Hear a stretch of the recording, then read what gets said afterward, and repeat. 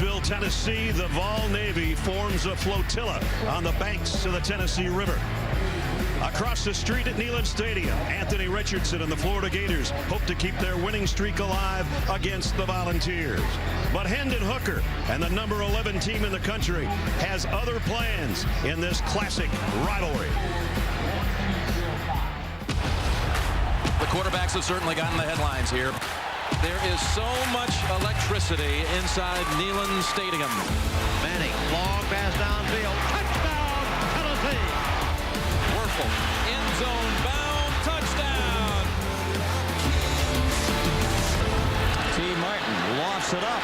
Touchdown! No, sir. Pandemonium reigns. Fourth down, a yard. Tebow for the first down. Yes! Man, oh man, is that guy a load. Lee fires the ball to their Dallas Baker. He's in for the touchdown. Oh, my. Dobbs fires. Wide open, Juwan Jennings. All the way to the checkerboard. The streak has ended.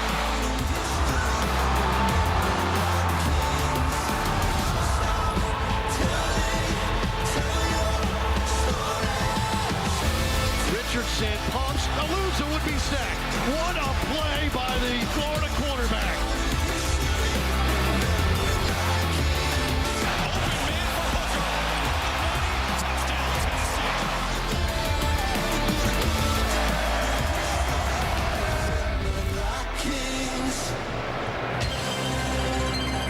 And with that, we bring you to a checkered Neyland Stadium in Knoxville, Tennessee. 102,000 have packed the place in anticipation of the 52nd meeting of the Volunteers and the Gators.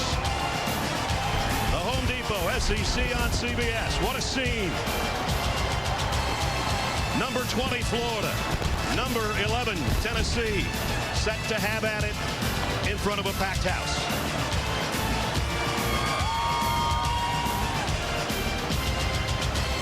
This whole town has been electric all week long, and now we bring you to the culmination, the game itself. Welcome, everybody. I'm Brad Nessler. My partners are Gary Danielson and Jenny Dell. You've seen the last 17 of these, partner. 16 of them went in Florida's way. But today we get that big game feel now for both teams. It does feel a little bit different, though, because Tennessee, I think their fan base, their football team, everybody who follows this team feels they're the better team today, but it's still 1-16 against them. They've got to exercise this Gators right out of it. Well, in our open, we talked about some of the great performances in past years from quarterbacks, be the Heisman Trophy winners or Hall of Famers. And now we got a matchup of quarterbacks. One is doing very well, one is struggling. Let's start with the very well first, and that's Hendon Hooker. Yes, a year ago he started his first game against Florida, and from then game on, he has just taken off. I mean, he brings a package of athletic ability, but in the Josh Heupel offense, you got to throw it, and he has been throwing it as well as anybody in college football. Touchdown to interception ratio is unbelievable, but he also brings athletic ability to run the ball, and Tennessee is going to need help to run the ball against Gators. In the past, they've struggled. Well, he's going to be missing one of his targets today, too. One of the starting wide receivers, Cedric Tillman, won't play, so that's going to put a heat on some of the other wide receivers. On the other side, let's talk about Anthony Richardson a little bit. In the Kentucky game, after that one was over, he took all the blame on his shoulders for his 2-1 team. We lost, and I feel like it's completely on me. A lot of people are saying it's not, but I feel like it's on me. I played terrible. I didn't do anything that would have helped my team. I tried to lead, but I don't feel like I did that pretty well tonight. It's just, you know, I'm just trying to let everybody know what's going on, and I take full responsibility of the loss. Noble gesture. You've been there, done that, you know, when you have to take all the blame, but he's kind of playing like he's taking too much on his shoulders. Yes, but we've all been humbled that have played quarterback at one time or another, and he has stepped up. He just now has to bring his athletic ability to the field, because when Anthony Richardson has it going, and we saw it last year early in the season, and we saw it this year in the Utah game, when after that game there were people saying, is this as good as any quarterback in the country? But He's struggled since then, as you has talked about his accuracy, and he's been making mistakes that you lose your confidence in. And, you know, Ness, only one guy can give you confidence. That's yourself. Yeah, no touchdown passes, 4 interceptions.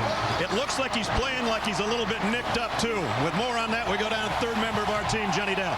Yeah, there's been so many questions about Richardson, so I talked to him. I asked, on a scale of 1 to 10, 10 being the healthiest you can be, how are you feeling? And he said, right now, I'm a 7.5. Now, he did nick up his ankle a little in that week 2 loss against Kentucky, but he said it's actually his hamstring that's been bothering him. Now, this hamstring injury, this dates back to spring ball a year and a half ago, but it's shown back up. He's been working towards rehabbing it every single day. We can expect to see him on the sideline stretching in between series, guys. He said he's been holding himself back from running, but understands the value that it brings to this offense, especially in a game like this. Here comes Tennessee through the power T.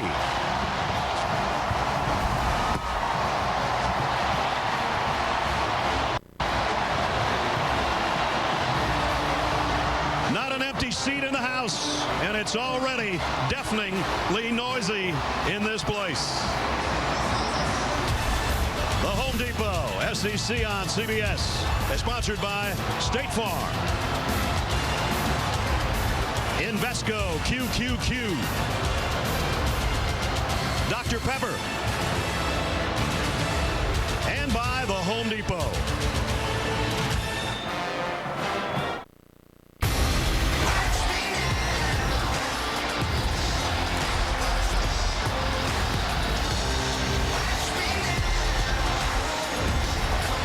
Florida and Tennessee, the Gators have won the last 5, 16 of the last 17. Tennessee is tired of hearing that statistic, but there it is. This is only the 6th time they've ever checkered Neyland, and that hasn't gone too well either. 1-4 in the previous 5. Nice day. We had a few sprinkles earlier this morning, but right now 74, and we're ready to go. This used to be, and still is many times called, the 3rd Saturday in September. This rivalry, it's actually the 4th Saturday in September this time around. Florida won the toss, elected to take the ball first. They'd love to have about a 7-minute drive and keep it out of Tennessee's offensive hands. Here we go. This one is returnable from the goal line. Jason Marshall bringing it out for the Gators, and only got to the 16-yard line.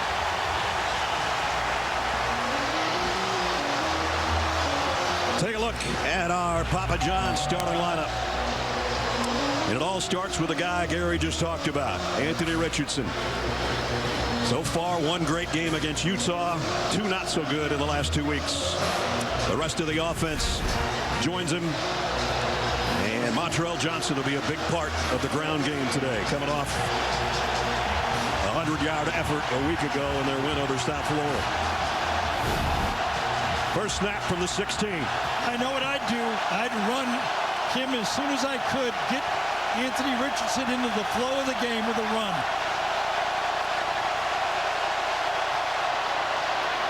And a quick slant and a first down. Well, that'll give you some confidence, too. The RPO started out. He made the read exactly like it should.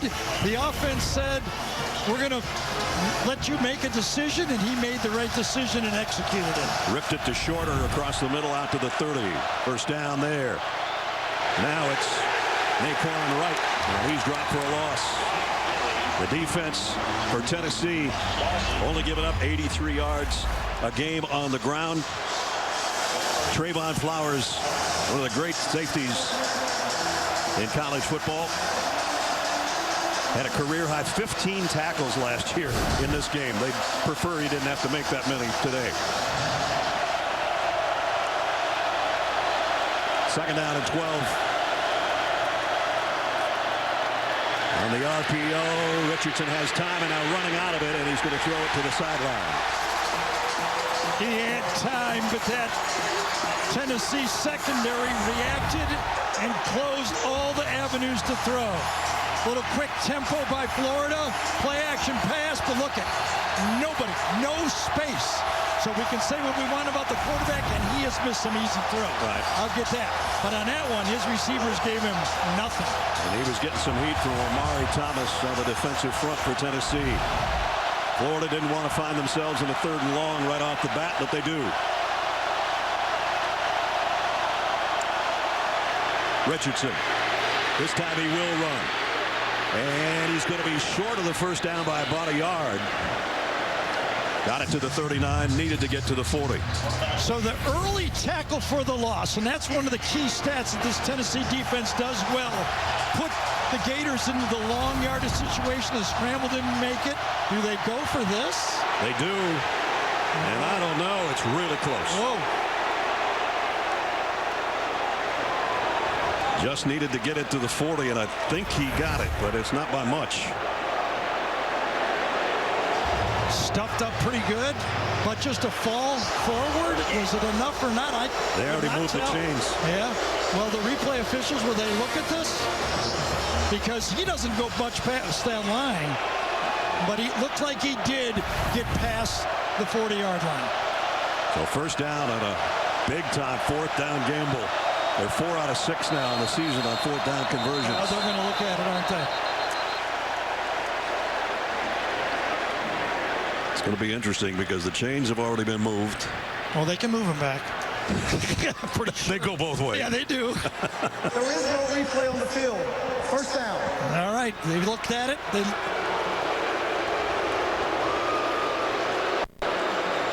And the truck is telling us that was an accidental buzz down, that they had already determined it was a first down. And so 1st and 10 for the Gators just across the 40-yard line. Montrell Johnson in there flanking Richardson. He'll get the call, and Montrell goes for about 3 before Garland made the stop on the defensive front. So we had the long scramble on 3rd down, 3rd and long, and then the sneak was stuffed to begin with, and then one push from behind by Wright is what did it, right? Naquan should have got part of that. Exactly.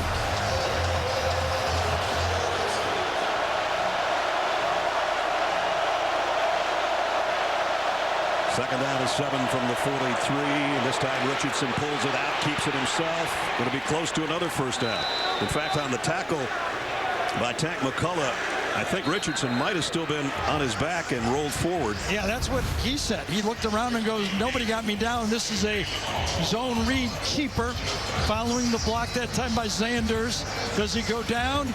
Oh, yeah, I think his left knee was down. Good call. So they've moved it about the length of the football into the Tennessee end of the field.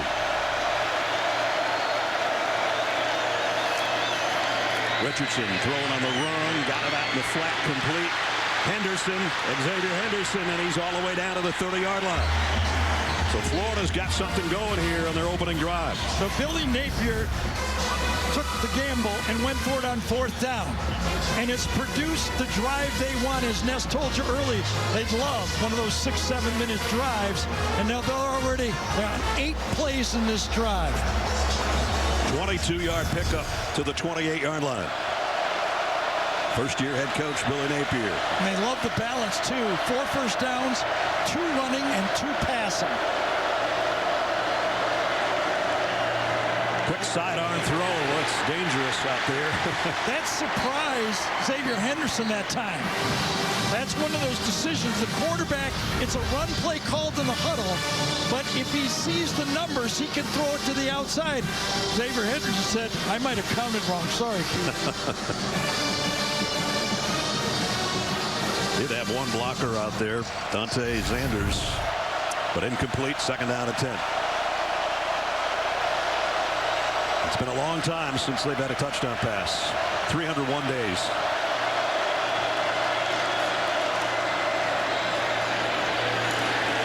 And only about a yard gain on that one. Yeah, see, that's what the Tennessee defense is going to, early in this game, send the message. The running backs for Florida have been their weapon in the run game. they're going to say, we're going to challenge you to throw the ball and run your quarterback. We do not want those running backs to be hurting us early in this game. They picked up a 3rd and 12 earlier in this drive. They got 3rd down and 9 here. Let's see if they spy anyone to help on the quarterback scramble. It helped them last time on 3rd down. They didn't have anybody looking for the quarterback. 4 receiver group, 2 to each side for Richardson in the pistol. They will keep it on the ground on 3rd and long. And they're not going to get it, but they're about 1.5 yards shy. Another decision here. Maybe. 4th and 1 yard. Do they take points, or do they say we're going to try to pick it up on 4th down? I think Coach Napier said, let's go. We did it once. Let's do it again. I mentioned on the season they tried it 6 times. They've been successful 4 times, including earlier in this drive, but this one's a little bit longer. Almost 2 to go on 4th down. Now you're going to hear the crowd. He's practically giving up 3 points to eat the clock for 7 points. Let's see if it works out. Tight ends on both sides. Richardson's all by himself in the backfield. He'll keep it. Trying to break tackles. He's going to get it. Lost 1 yard. Tennessee will take over on downs. Ness, you said I was here for a lot of them. My very first game, Florida, Tennessee, was Tim Tebow's first game. And 4th and short, he made them all that night. Well, he's got number 15, but he's not making it that day like Tebow did. Here's another look from ground level. Tennessee's defense finally stiffens at the last moment on 4th down, and their offense will take over when we come back.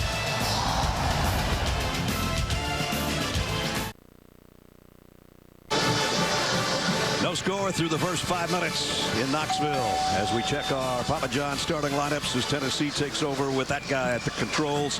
Hendon Hooker, his 2nd year in the program, and having a marvelous season so far with his group of receivers like Jalen Hyatt, who's going to have to carry a big load.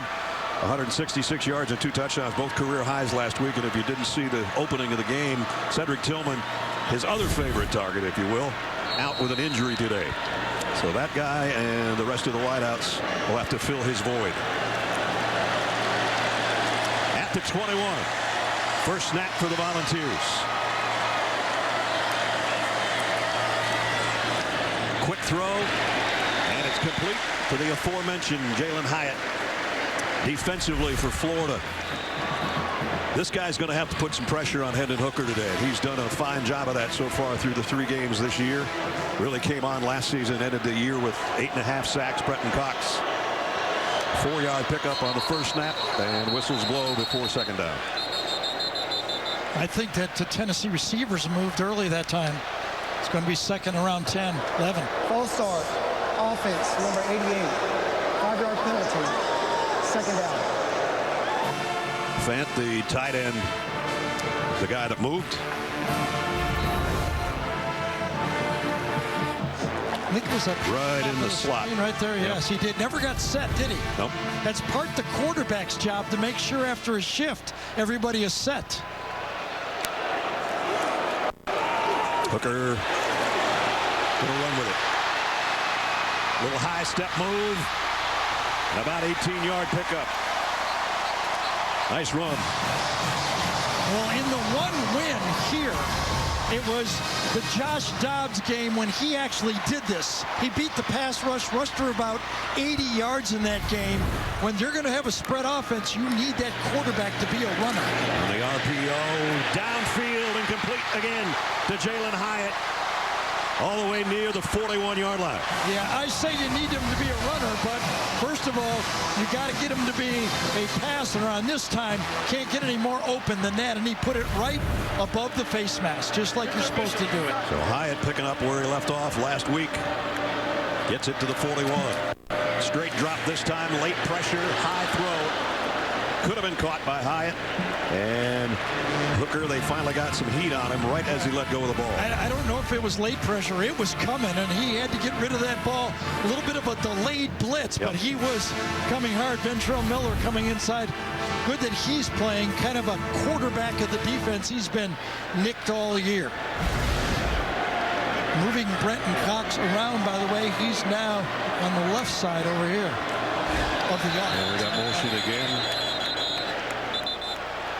And flag down.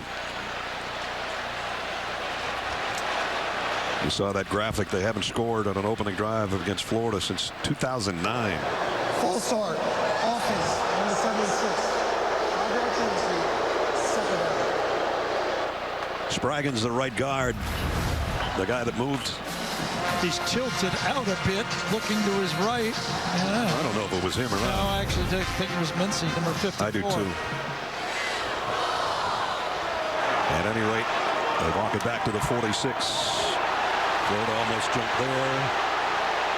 Now Tennessee could have reacted and caused the 5 yards. They did not, so allowed them to get back on defense. Their only reaction was to look to the sideline for the play, and now here goes the quarterback, Hendon Hooker again.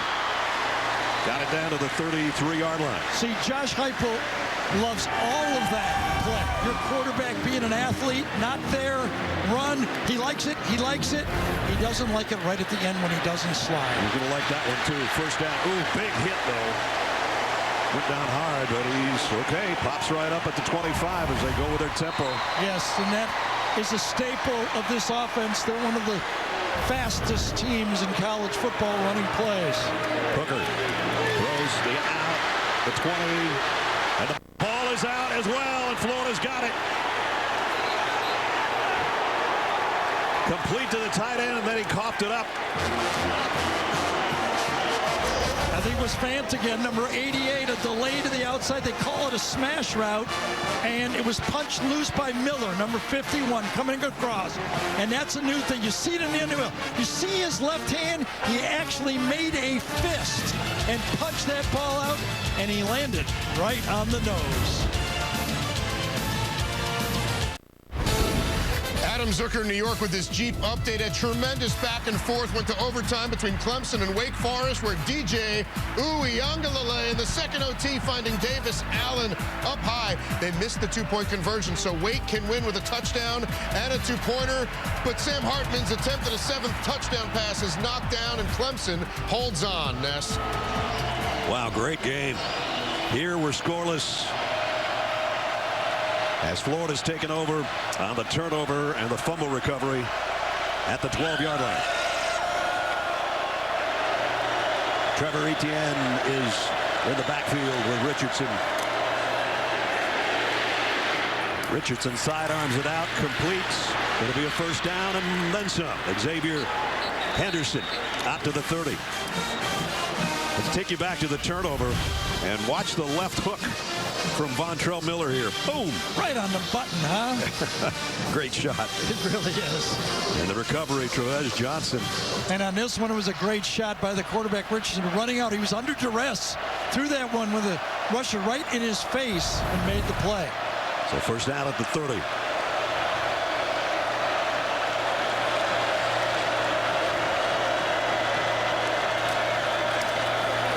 Etienne only got about a yard. Get nonstop sports news, expert picks, and the biggest highlights on CBS Sports HQ, the free 24/7 sports news network. Download the CBS Sports app to watch today. If you don't get totally sick of me in the next 3.5 hours, you can watch me on HQ when the game is over. Your turn. It's always fun recapping the game. That guy's happy. Florida was on their heels on that drive. That Tennessee drive was very effective. You can see why Napier wanted to keep the ball away from these guys. Yep. Richardson has time. Deep out. What a catch by Ricky Pearsall. Boy, that had to be right there or it would have been intercepted. But what a route he did. Watch him sell it going inside on this one. Comes in, really runs it hard, flashes in, and then the ball's laid up. There was a lot of people saying that Anthony needed to put more touch on the ball. He did on that one. And now it's Etienne who goes for 9 more. And Florida, for the second time, rumbles their way into frontier territory. Isn't it funny how everything works better when the quarterback is throwing the ball accurately? Yes. The whole offense looks smoother. Short yardage. Richardson keeps and slides and has a first down. Coming in to this game, when you looked at the numbers, you like the 5.6 yards per rush, but you don't like the 5.5 yards per throw. Still looking for a touchdown pass. Well, I don't really blame Coach Napier for not running Richardson a lot. He was nicked, as Jenny told you in the open, and the backup quarterback position is very inexperienced. Right. So he tried to get by Kentucky, South Florida. He didn't. Big mistakes cost him, but he's running them here. Richardson, a little bit of pressure, rolls away from it, throws on the run, and he had a man open, but it's incomplete. Whittemore was open in the corner of the end zone. I think he might have been over the line on that play. Ball was right on the 35-yard line. I think his foot might have been behind it.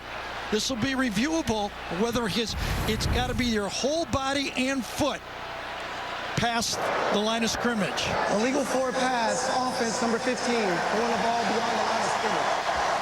This is going to be pretty easy for the replay official. Ball's on the 35. Was his right foot behind the line of scrimmage? I think that's okay, I think it's going to be okay. I really do. I think they're going to reverse that. That is reviewable. Mickey Haddock is the replay official. One of the few penalties that can be reviewed and overturned. Obviously, when he lands, he's 3 yards past the line of scrimmage, but as Gary said, I think his right toe is behind the line. there's where he plants his right foot. Gene Steratore is our replay expert. I mean, our officiating expert. Gino, what do you think? You know what? I think Gary did an expert job on describing it. The right foot, to me, is behind the original line of scrimmage. I was watching the officials, too, that are positioned on the line of scrimmage to see kind of how they covered it in real time. And you can see the official right there who had gone down the field by about a yard or two, trying to work himself back so that he could get a proper line of demarcation there to see where it was. Gene, ruled an illegal forward pass, but I think they'll overturn, Gary. Gene, interesting. The official right there didn't call it. The one on the far side of the field, 50 yards away, is the guy who called it on that play. And you know, I will say this, Gary, mechanically, that's the proper procedure. Really, the official where the quarterback is rolling to, he should kind of retreat behind where that runner is coming, where the off official, who really doesn't have a lot of activity in front of him, he should then hold that line and be able to make that ruling as it relates to the quarterback in the line of scrimmage. Scott Walker is our on-the-field referee, taking the headset off. Will give us a call here in a second. It is close, I'll say that.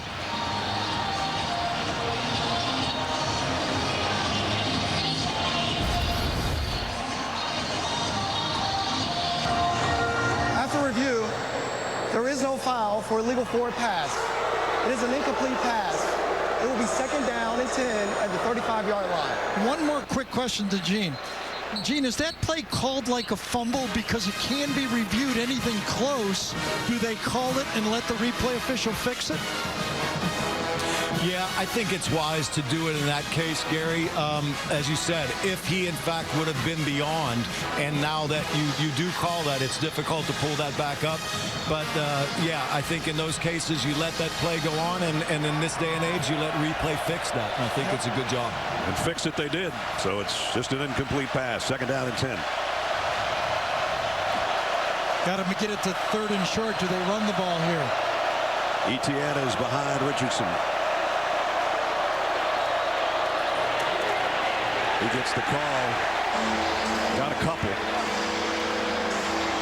It was, but Beasley that time, the linebacker, just fit the play. Watch him read it, fill it, and make the play inside.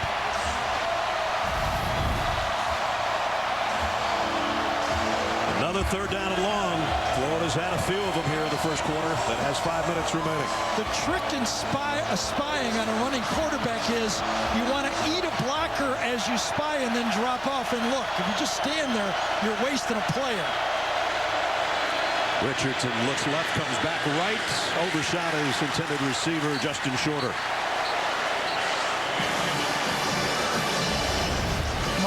Number 5, bump and run coverage. Shorter, the tallest of the receivers for Florida. Big size, Penn State transfer. Ball uncatchable. Good coverage that time. This is going to be right about on the edge of Adam Mihalik's range. He's hit from 50 this year.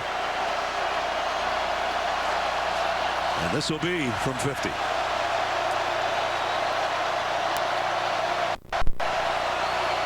Mihalik, former walk-on. From 50 yards out. Kick on the way. No good.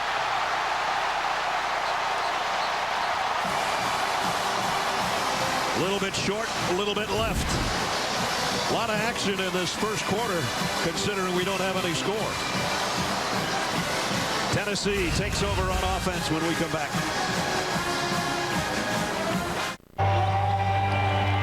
Welcome back to Neyland Stadium. We are scoreless. We'll get back to the game in just a second. Now, September is Prostate Cancer Awareness Month, so that gives us an opportunity to pay homage to Mike Slive.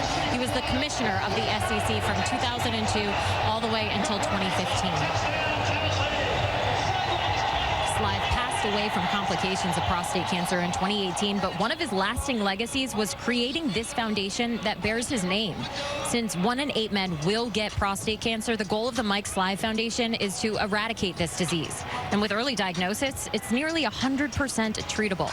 On Thursday evening, the Mike Slive Foundation held its annual Beyond Blue fundraising event, and basketball coaches Andy Kennedy, Bruce Pearl, John Calipari, and many more were there to support the foundation. And guys, you're seeing both head coaches wearing this pin today to honor Mike Slive, but really also to join in the battle against prostate cancer. Yeah. Mike Slive, great gentleman, and Prostate Cancer Awareness Month, September.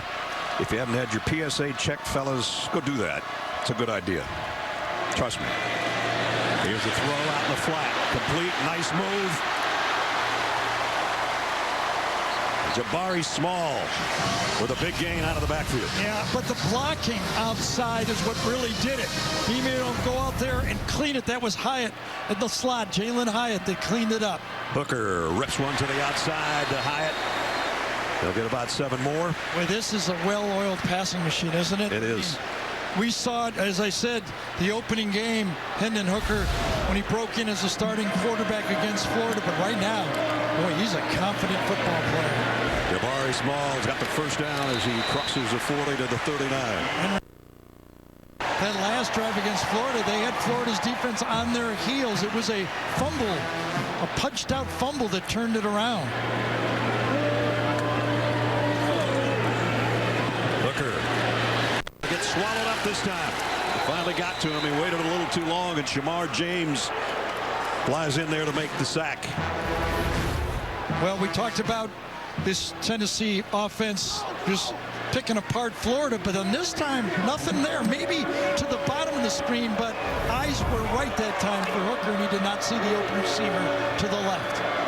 4th sack of the year by the Florida defense has put the Vols back to a 2nd and 16 at the 45. Yeah, that time Small goes in motion as a indicator whether it's man or zone, and then the play is called afterwards. Stands tall in the pocket. Complete out to Romel Keaton. So that's when we talked to Hendon on Friday. He said his goal was to be quiet in the pocket. Coming off of a sack, he still maintained his composure and delivered a strike to the outside. And then Keaton, one busted tackle, first down. Says he likes to watch film of guys like Randall Cunningham, who used to be called in the pocket. And here he comes out blasting out of the pocket. Just like Randall Cunningham. A little bit. So far in the game, the only player for Tennessee to have a rushing attempt has been their quarterback. Another first down. Inside the 20 of Florida at the 18. Now a little stutter step and driving forward. And about a 5-yard pickup for Jabari Small. And my mistake, I remember just before that, we had one Small with a 5-yard gain. There's another one for him. So they're spreading it around a little bit, but the quarterback run has hurt Florida. Ooh. That one's going nowhere. Eaten up inside. Those linebackers filled it fast. Brenton Cox as well. Amari Burney, number 2. Play about 4 of them inside. That time, Burney, the hero of the Utah game, comes in and stuffs the play.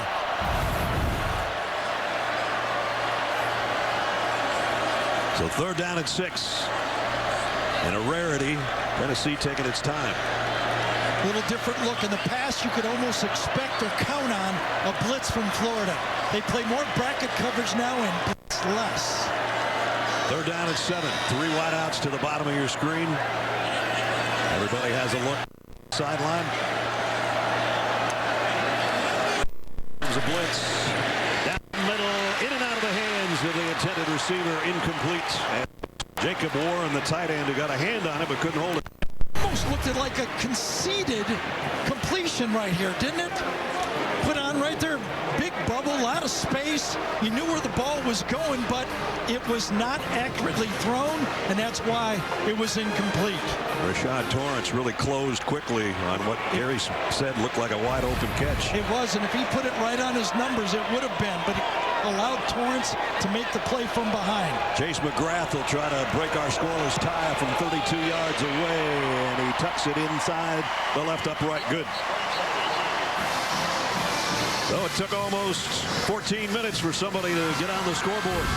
Tennessee looked like for sure a couple of times they were going to score touchdowns. They have to settle for a 32-yard field goal.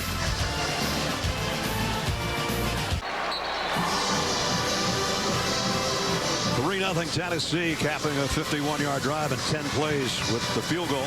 Yeah, you know, Ness, going into this game, Tennessee is one of the fastest-paced teams in college football. Tennessee actually so far trailing. They're leading the score, but Florida more plays. And that's what Billy Napier said. We got to find a way to keep the ball, but they also got to find a way to change that number. That's right. That's right.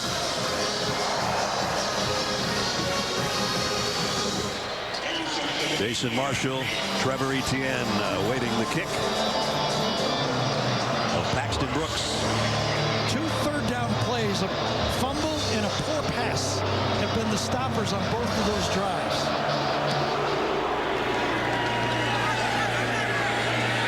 And a little indecision, but they'll take a knee and bring it out to the 35-yard line. Gives us a chance to remind you, tomorrow the NFL is on CBS, featuring Patrick Mahomes and the Chiefs going to Indy to take on the Colts, plus a meeting of undefeateds in the AFC East between the Bills and the Dolphins, or the Bengals battling the Jets. It all starts with JB and the guys at noon Eastern on the NFL Today. Tomorrow, the NFL is on CBS.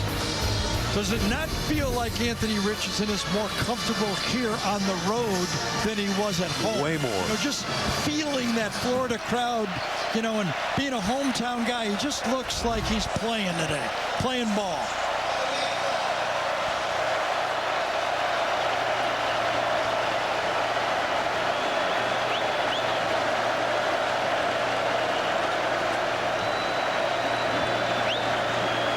Sure what the holdup is. The officials are going to eventually get out of the way and start things at the 25. They made an announcement, but I didn't hear it. Boy, we could hear it when we were here yesterday. Yes, we could.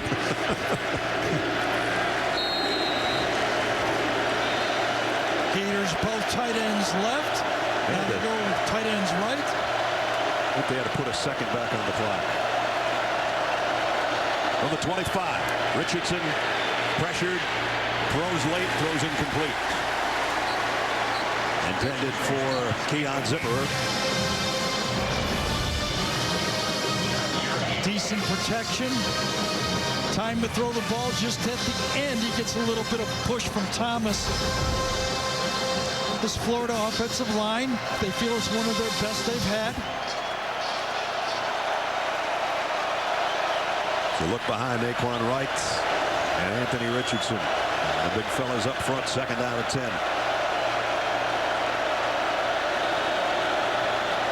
It's Henderson all the way in motion across to the bottom of the screen. Richardson going to run it here, get what he can, and out of bounds around the 30. Bring up 3rd down and 5. So not only did Anthony Richardson come into the season maybe with still mending that quad injury, then he had that hard hit in that game right on that ankle in that Kentucky game, and then with the weakness at backup quarterback, Florida was hesitant to call runs. Right. And I think they need the design run game for this offense to work for Florida. Of course, he had that hamstring injury last year, too. He's had some issues in the hamstring area here early in this season as well. 3rd down and 6.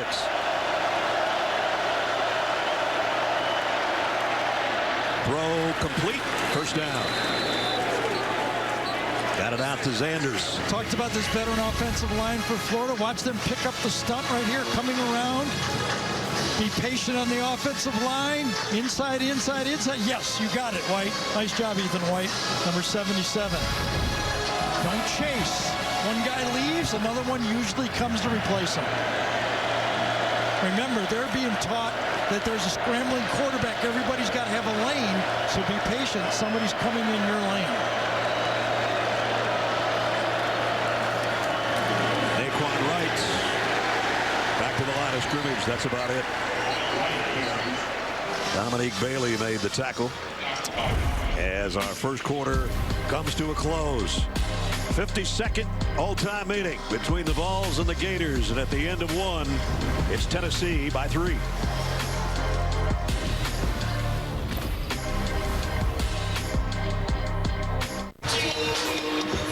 Our aerial coverage of today's game is brought to you by Goodyear. You get a great look at checkered Neyland Stadium in Knoxville, Tennessee, as we start the second quarter with the Vols leading 3-0. Brad Nessler, Gary Danielson, Jenny Dell with you as the sun comes out over Neyland Stadium.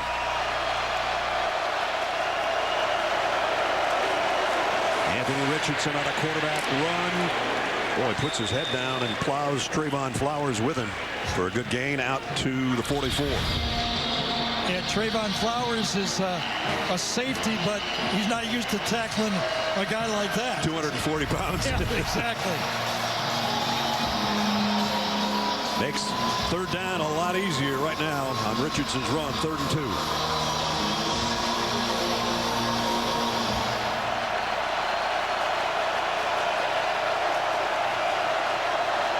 Empty backfield, so it'll be Richardson's call again unless somebody joins him. It will be Richardson. He's short by a yard. Omar Thomas, number 21, defensive tackle, makes a pile inside. Right here, I think it is. Watch him make a pile. Then it's forced bounce outside and then cleaned up for the stop. Byron Young makes the tackle. He bounces off and brings Richardson down a yard shy. If he does, this will go with his 3rd, 4th down attempt of the game. They got one of them. They failed on the other. 4th and a long yard here. They look confused. Are they going to have to take a timeout because the receivers are not ready yet? Play clock winding down as well. They do get the snap off. Richardson. Yeah, they took a timeout, didn't they? They had That's a smart one.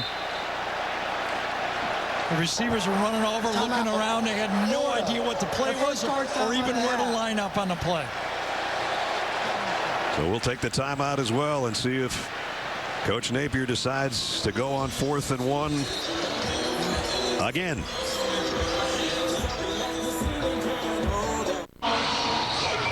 Here's a look from our AT&T 5G pylon cam as we scan the field and head down to the Florida Gators coming back from that timeout. And Billy Napier has decided to go for it on 4th down, and it's about 1.5 yards, to be honest with you. Now remember, also, he could try to draw him off sides, but I think he's convinced that he needs his offense to help his defense in this game. Richardson rolls into some trouble, got away from it, throws and completes it for the 1st down. So it's been always the quarterback. A sneak, a keep, and now a boot. And I think he feels that for his defense to stay in the game, his offense has to hold up and make some plays. We showed the plays a little bit earlier, and Napier says, keep the ball, guys. There we go. Got it to Zanders to the 45-yard line. 6 passing 1st downs already. Far cry from a week ago against South Florida. Richardson got some heat again. Boys in some traffic, and he throws a rope down to the 20-yard line. Breaking the tackle is Zipperer, and Zipperer is still going to the end zone.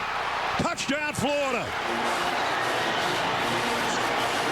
44 yards on the Richardson to Zipperer touchdown. Well, it paid off.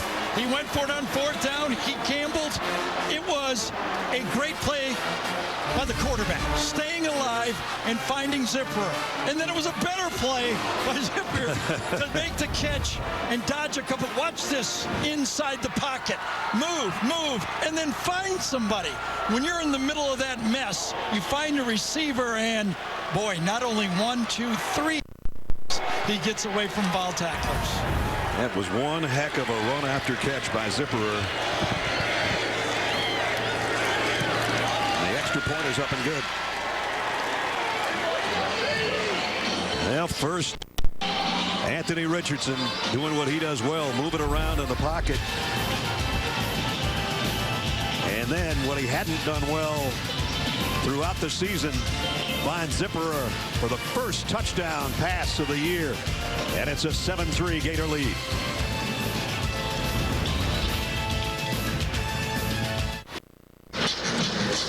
Back in Knoxville, Florida has taken the lead 7-3. Good news, you can now enjoy every episode of TV's new #1 comedy, Ghosts, catching up on demand or streaming on Paramount Plus. And new episodes return this Thursday at 8:30, 7:30 Central here on CBS.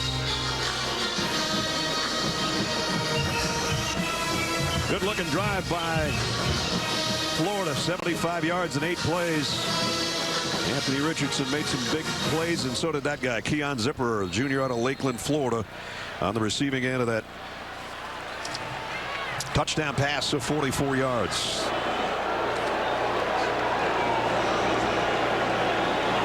Mahalik on the kick, and fair catch called for by Tennessee. They'll bring it out to the 25. Two big plays on that drive, Gary. Yeah, how about the confidence in a struggling quarterback? Okay, first the fourth down play, the third of the game. This time he says you're going to have to make a play with your arm.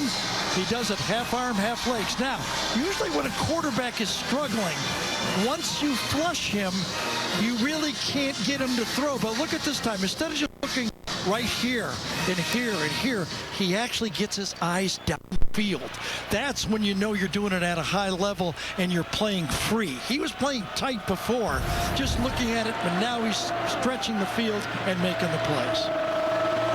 Let's see if Hendon Hooker has an answer. And he's going deep, and he's got a man wide open on the run. Brew McCoy with a stiff arm, and he's out inside the 10. Boy, just inexcusable for the Florida defense this time. Not much trickery. McCoy's in the slot, and he just goes long, and no one covers him. 70-yard pickup to the 5. Tennessee in one play threatening, and they pick up a couple there. I mean, what's the answer for this? I mean, just line up right here, and he just goes long. I mean, watch this. Just runs right by the Florida defense. What are they thinking? Nobody home. They were home. They just didn't do their reads. Well, he did. Hendon Hooker, touchdown.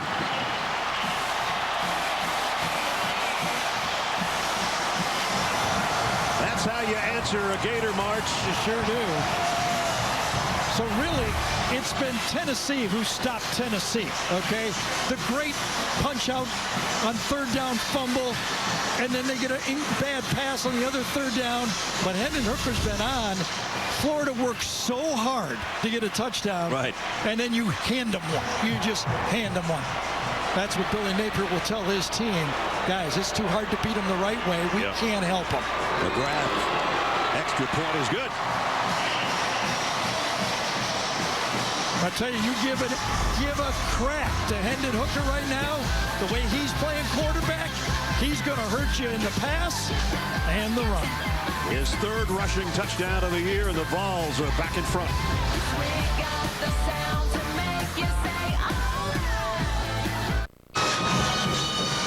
Tonight on CBS Sports Network. Catch a battle in the Mountain West as UNLV takes on Utah State. Chris Lewis and Robert Turbin bring you that one. That's followed by San Jose State hosting Western Michigan. Carter Blackburn and Dante Whitner will bring you that one. That's all on CBS Sports Network tonight.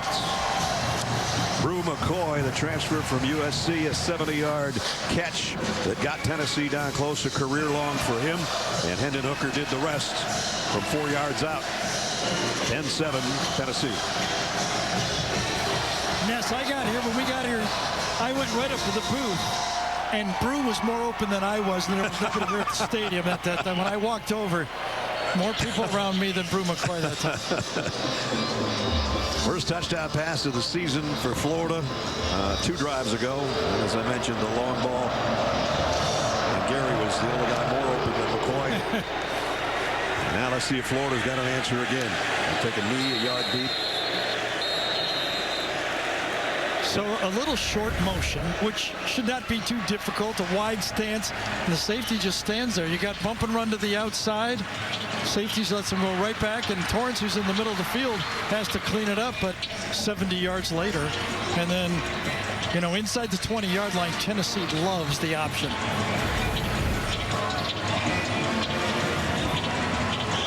Now Florida out at the 25, just under 12 minutes to go in the half.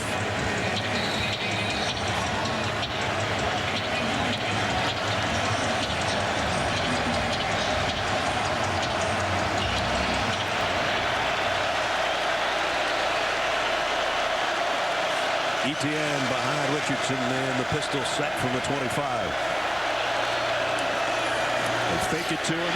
This is the same kind of play that he got that big first down. This time throws late and into the dirt, incomplete, as we check in with Jenny. Yeah, Coach Heupel said there's not a louder place in all of America than Neyland Stadium today. And there's definitely some communications down here on the Gators sideline, guys. Coaching, they're having to constantly repeat themselves. Players having to get up and move right next to their coaches to hear them. You can't even hear yourself think down here. I'm telling you, before the game, we had to go and we were doing our hit with Zook and the guys. We had our hand mics in hand and decided we couldn't hear them well enough, so we had to put our headsets on. So I know exactly what you're going through. Richardson, low throw, but complete to Whittemore. Yeah, but those are the ones he's been missing, the easy ones. Hook pass, 12, 14 yards downfield. He's been missing it. Haddon, that looks like, isn't it? Yep. Kamal Haddon is the guy that's down. Let's see if we can see anything as he turns back. I don't think he was in the picture there. That wasn't even on the play. Good job by Whittemore to get down low, get his hands under that pass. Be a first down. And we'll check on Kamal Haddon when we come back.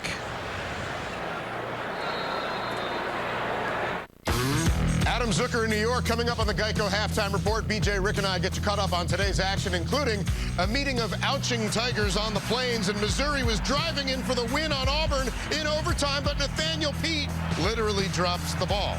Just shy of the goal line. Auburn recovers. Auburn wins 17-14. Another look coming up at the half, guys.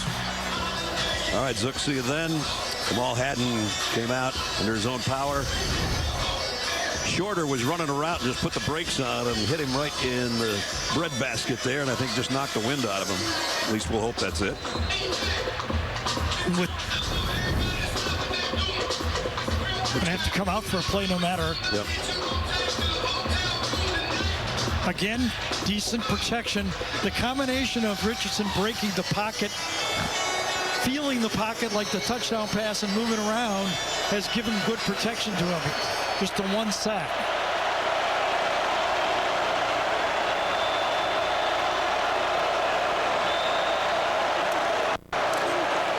Fakes it to Etienne, loads it, and fires.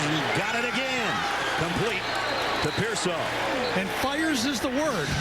That's what he has, that ability. Top of the screen, receiver, going to be a bootleg action, but that's the matchup to the outside.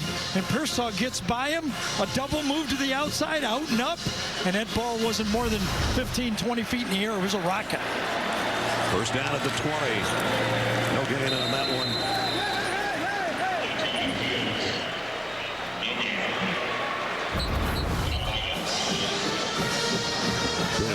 doing some coaching on Richardson over on the sideline during that last time out. And we saw many times, well, many, this year when he came back from interceptions, making key interception throws. Napier was right there kind of building his confidence, coaching him. As he said, he's early in the system. It's a new system, and he hasn't had a lot of experience. Second down and 10. Oh, that ain't working. Motion everywhere. Yep. That looked like some kind of a trick play, and it tricked Florida. All-star, offense, number 18. 5-yard penalty. It might be loud here, but Billy Napier was trying to communicate to his whole team that time, and he was not happy. Look at this. They look. The tight ends think there's going to be a shift, and that was not good. They called it on Xander's 18. They could have called it on about 3 different guys. There were 4 people moving on that play. Now you're behind the chains. 1st and 15. Second and 15. Excuse me. Yeah, it's short running game on first. Now they do shift the 2 tight ends from one side to the other. And they go with a straight handoff. ETN got popped. He got about 3 yards before he's buried under a sea of orange. Again, the running backs have not been able to gash him. They've been effective all year. They don't throw to the running backs much, this Florida team.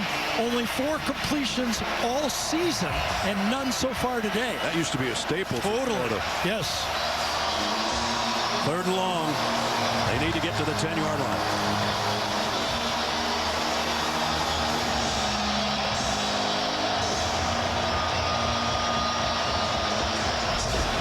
Florida's been facing a lot of zone in this situation. Again. Richardson, plenty of time. Across the middle and a 1st down inside the 10 to Trent Whittemore again. When you have a quarterback that can run the ball, you want a lot of guys to have their eyes on the quarterback, and that's why they play zone. But when you do that and you're not a good zone team, it opens it up. Florida giving Tennessee a taste of their own medicine a little bit with some tempo. They go quickly, and they pick up 2 yards with ETN. Trevor Etienne is the younger brother of Travis of the Jacksonville Jaguars, former Clemson star. Have you messed that up yet today so far? I just had to get that out, so I thought I'd you got it. Get rid of my own jinx right there. Florida substitutes, so Tennessee is allowed to have a late substitution. 2nd down and goal. Ball just inside the Volunteers' 7-yard line. Florida trying to answer Tennessee's touchdown with one of their own.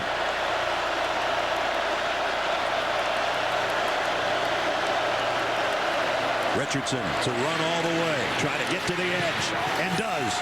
Walk in, Anthony Richardson, touchdown. Boy, you talk about getting the edge and getting it fast.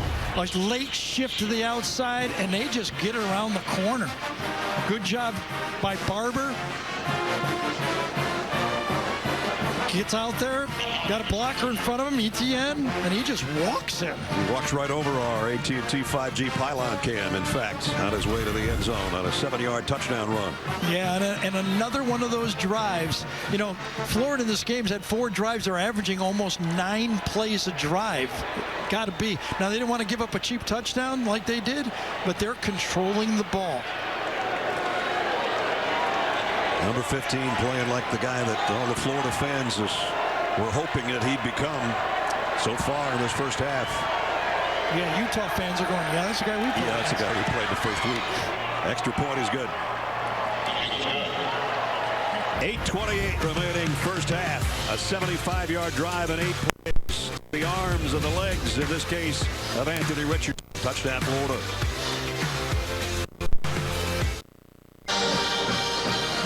Coming up, Adam, Rick, and BJ will have first half analysis and all the best highlights from around the country on the Geico halftime report. Here we've seesawed back and forth between the Gators and the Vols. Florida in front now 14-10 to that last touchdown run by number 15. And Hendon Hooker waiting his chance.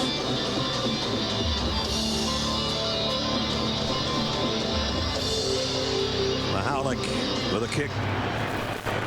And a fair catch taken at the 7-yard line. Now it's time to do Project Smarter, presented by the Home Depot. When you're building a program, you need a support staff, usually. Yep, and Florida's got themselves a support staff, don't they? Yeah. This is modern football, and they've got 100 supporters. The football players are in the front. And now, how about your day? My day, we had 4 of them. And we had 3 first-round draft picks, and they never talked to me one time. 4 guys. 4 guys. Yeah. Well, there's some of the support staff of Tennessee on their sideline. Florida's got a bunch of them. Hendon Hooker on the run. Got 7. Brought down by number 7. Well, this high-tempo Tennessee offense has not been able. One of the reasons is they had a short drive and a turnover. They had a 70-yard play. But the Florida defense has only faced 20 plays in this game so far. And this is going to be another good play by Chris McClellan, number 7. Made the last tackle, and this one's a tackle for loss. Yeah, you got to make a pile in the middle of it. Can you make a pile inside? They do, and then you chase it down from the backside. Freshman from Tulsa, 300-pounder. 2 big plays by him has forced a 3rd down and 5 here for the Volunteers. Yep, that's a number 7 at defensive tackle. That's the way they do it now, right? That's right. Makes him look slim. Yes, it does. At 300 pounds, you need to look slim. That's all right. They got one guy that weighs over 400. That's right. Jalen Wright with Hendon Hooker in the backfield, but it's a Hooker pass upcoming down the middle and on strike. And it's Jalen Hyatt again. So you got to have the running back help you in those situations. Florida brings a linebacker, and Jalen Wright takes it on and allows the pass before Bernie can get to the quarterback, Hendon Hooker. 19-yard pickup. Hooker looking for more. Completes it again. This is going to be a 1st down to Brew McCoy. As you hear the chants of Brew. Had that big 70-yarder earlier. And the transfer from USC, another 1st down. Yeah, that's the real challenge. We talk about the guys all the time with the ball, but if Florida's guys without the ball, that defensive line don't get the quarterback, they're in trouble. It's a tough 4 yards for Jalen Wright.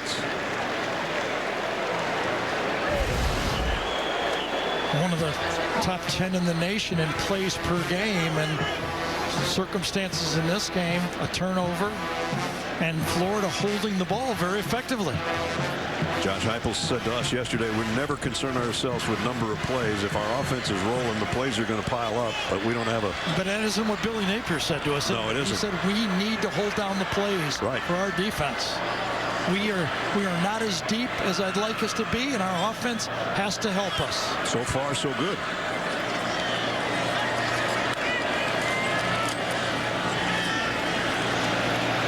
Follow the blocking, and it's not going to go anywhere. Nice job to stretch it out. The Florida defense just kept heading toward that sideline. As a guy matures, and Brenton Cox, watch him, in his day, people thought that maybe he just wanted to rush the passer. But watch this time. Watch his effort. He plays the whole play, chases it down, and goes the whole. That's what the scouts look for. They know he can rush the passer. Will he play every play? 3rd down and 8.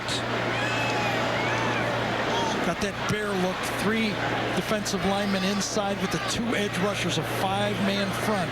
Up front with the linebacker sneaking up to make it 6. Hooker. He'll run and throw late. Incomplete. He had his man wide open. He did. And Jacob Warren. So Hendon Hooker's a basketball player, and that's just like playing point guard right there. He's dribbling down the court. Watch, he dribbles to his right. He draws the defense, keeps his eyes downfield, and should have used the bounce pass. He almost was a bounce pass. That's the only part he didn't do right. Yep. To get it to number 87. Be a 50-yard field goal from here. They're going to go for it on 4th down. 4th down and 8. Got to get all the way to the 25. And now maybe they're going to think about it, or is Florida going to take a timeout? Florida takes the timeout. That's their 2nd of the half. With 5:21 remaining, we'll take a quick break with them and be right back.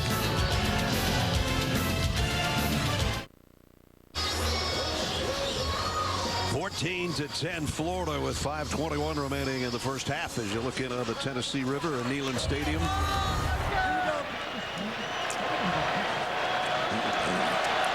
Hendon Hooker might have been holding his shoulder a little bit when he came off. He's run a few plays at the running attack, hasn't he? Full out blitz. 4th and 8. Look out from behind. Down he goes. The ball is out. Going to be Florida football either way. You got it.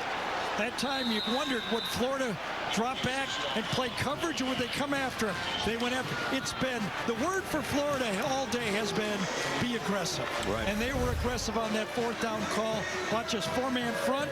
They bring 5, drop the defensive end, but they bring the 2 inside linebackers. And then Hooker didn't have anybody, but from the backside, it's Bernie again. And it's Ventrell Miller on the fumble recovery after forcing one earlier. Ventrell not having a big day as well. And they're going to take over at the 38-yard line. Well, one guy that would like to learn how to get out of halves is Anthony Richardson, right? I mean, that's when he's at his trouble, is making mistakes at the end of half. Can he get out of half? A nice 4-minute drive here is exactly what the doctor ordered for Florida.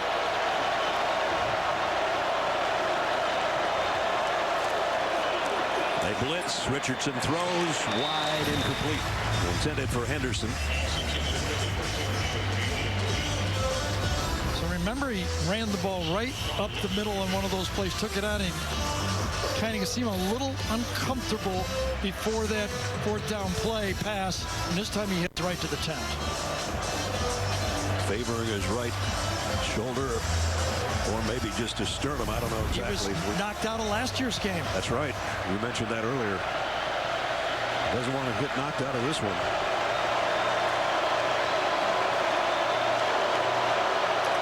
Gators 2nd down and 10. Well, the running game has been nothing. Nope. That was really circled by this defense coordinator. Tim Banks said we got to stop those running backs. If they're going to run it, we want number 15 to run it. He has. Right. And it's been successful. But if you give him a 2-fisted running game, that defense will crack. Latrell Bumpus comes off after making that big stop. And now it's going to get loud again. 3rd down and 10. Let's see if the Tennessee pass rush can clean up the quarterback, who's been so good at feeling that pass rush, both scrambling and finding the receiver after he moved up. They're coming after him.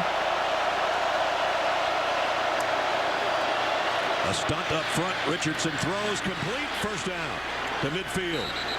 Stepping out at midfield, I thought, was Justin Shorter, but he did get the 1st down. So how about this Florida offensive line? It's a veteran offensive line. They sift to the right side, pick it all up. Number 15 feels the pressure from his right, just slides over. I was just going to say. Slide, and throw. He did it perfectly. Working together with his line. He knew where the pressure was coming, and he bought him some time. 1st down back in Tennessee territory for Florida at the 49. Tough for that Tennessee defense. Last drive to the touchdown, they converted 3rd and 12. That one was 3rd and 10. Richardson again steps up in the pocket a little bit too far in front of Pearsall. Yeah, that was a nice job.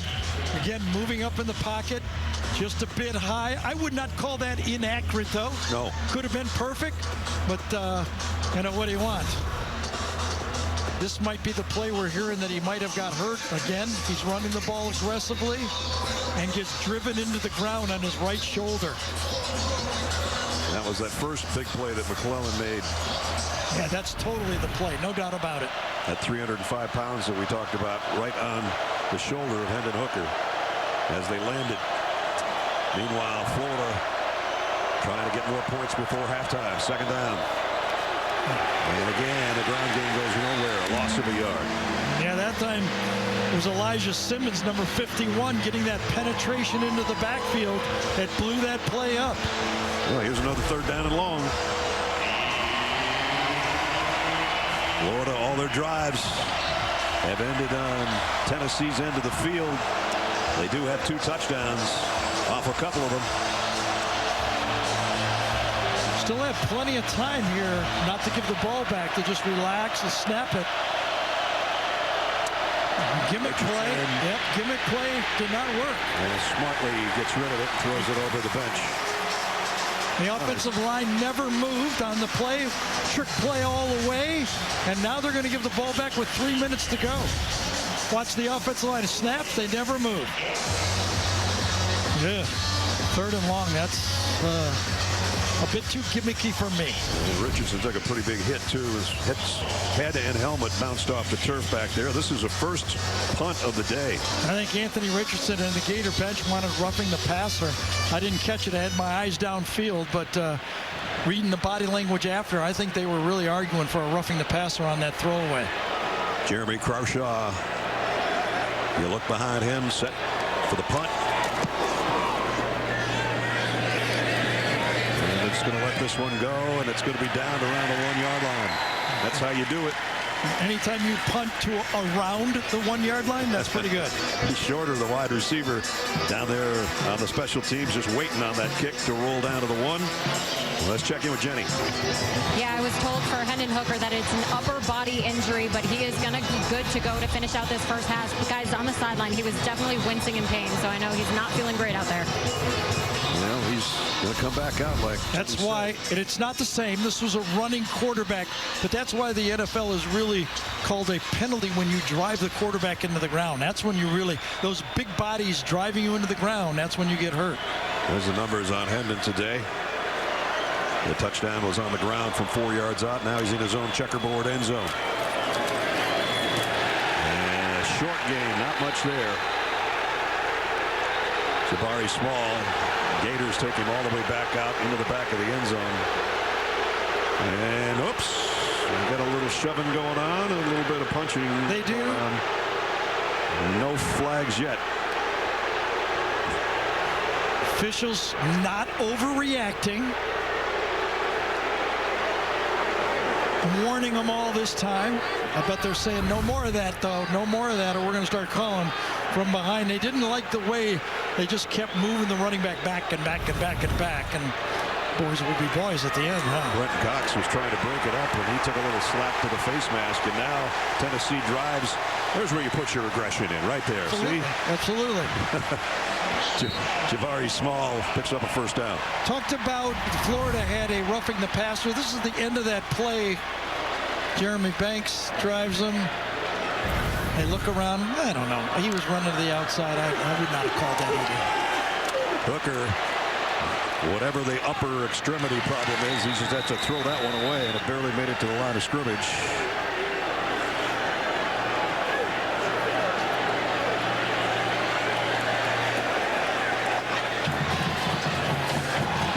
Second down and 10. Even though he was outside the tackle box, you got to get it past the line of scrimmage. I think it bounced right about where the line of scrimmage was.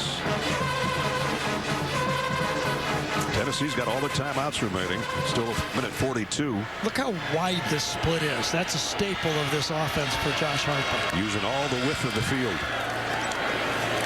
Oh! Wow, what a hit that was. I guess who? Metro Miller. Florida happy to have him back because this is what he can do. Cox turned it in. Miller cleaned it up. Timeout.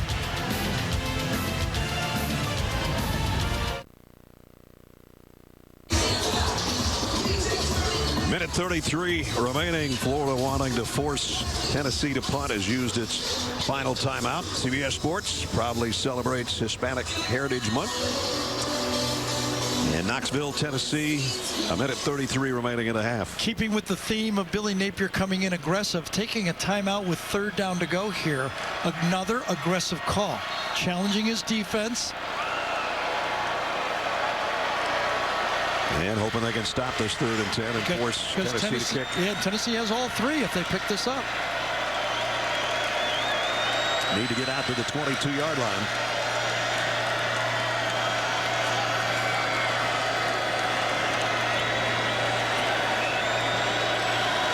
Florida thinking about bringing some pressure, and they do straight up the middle. Hooker completes it to Otto, first down. Princeton Fant, the tight end. Well, that time they had Brenton Cox in the middle at the linebacker position, not his normal defensive end position. Pressure's there. Ball completed just over the line. Tough throw going left. Yes, it was. Back to the right. Especially when you got a bad shoulder. Yeah. Now he's going to go deep. Got a man out there. Oh, what a catch. Diving catch by Keaton. That's the backup wide receiver in the game for Cedric Tillman. You talk about pretty on a layout and a 43-yard gain. Small. Maybe got 3. We're under a minute. Tennessee, all its timeouts remain. Ventrell Miller made the tackle. You cannot lay out any more than this. And because of the hurry up and no timeouts by Florida, they couldn't challenge. I think that's a clean catch. I do too. Back in 30 seconds with 44 seconds to play in the half.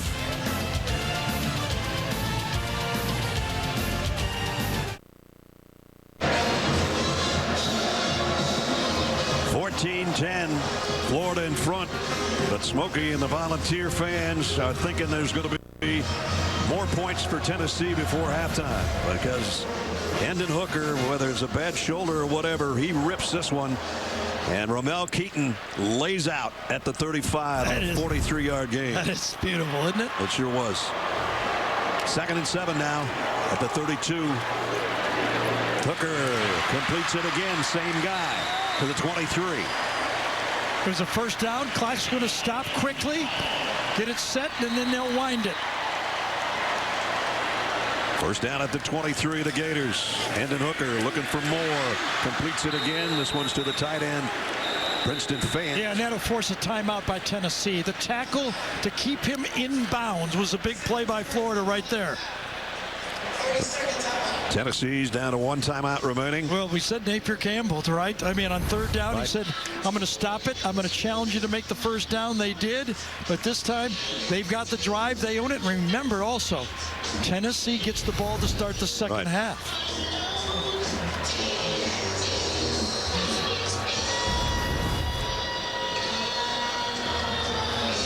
A thing of beauty. Nice when your backup receiver can do something like that, right?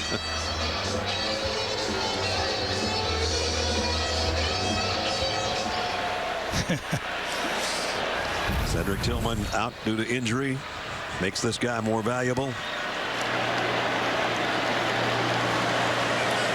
he and Jalen Hyatt have been big time today on the receiving end of Hendon Hooker passes. Last time the running back was open in the middle, went out and angled in. Will they go back to him? That would be Jabari Small. Look at all that space in the middle of the field because of the wide splits. And Small going to flare out of the backfield. Hooker's going to take off. He sees open space.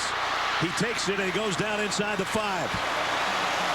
And now we got a little skirmish between the quarterback and the man that made the tackle. The clock will stop for the first down, and then they will start it. Remember, you could ground the ball, but there's plenty of time here left. You've got a timeout. 1st and goal. Small. Only a yard, maybe not even that much. Now they'll take a timeout. Now they'll take the timeout. There's plenty of space. Playing combo defense, and you've got room to run if you're the quarterback. And Hooker throws a little bit of an elbow on the bottom of that pile right there, like, get off me. And that started the skirmish at the end of that play.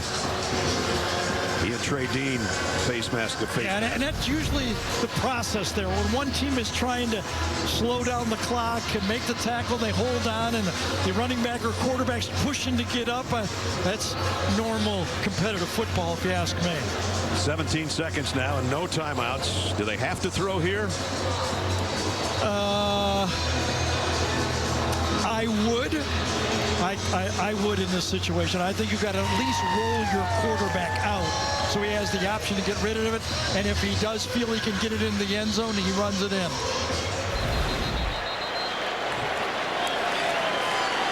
Today, the Volunteers 1 for 3 in the red zone for touchdowns. They're looking for one right here.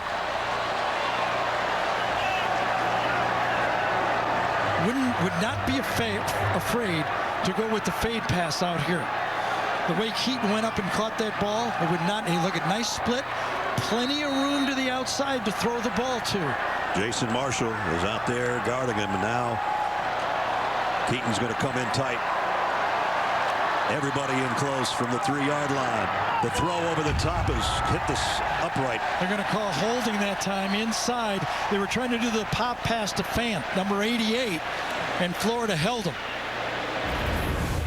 Get a condensed, watch it. They grab him right there. Good call. Pop pass, not there. Holding. Defense, number 2. Half the distance to the goal. Automatic first down. So it's about the 1.5 with 12 seconds left. Still dangerous to run the ball here to get off 2 plays.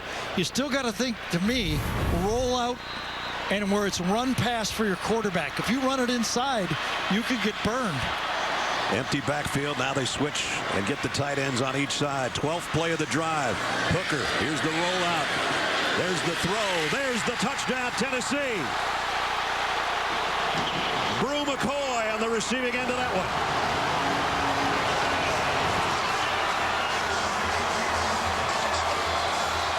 Yeah, that's sometimes the aggressiveness has worked with the 4th down calls. That time, he saved just enough time to get a long drive by Tennessee, and Hendon Hooker, made him pay. You talk about a drive before halftime. Try 99 yards in 12 plays to regain the lead. Hendon Hooker's in the tent. He's got a bad shoulder. He gets there on the 1-yard line and takes him right down the field. Chase McGrath to try to give the Vols a 3-point advantage with the extra point is up and good. Hendon Hooker doing his thing. Throws a strike to McCoy. And the chance of Brew go around Neyland Stadium. Vols back in front.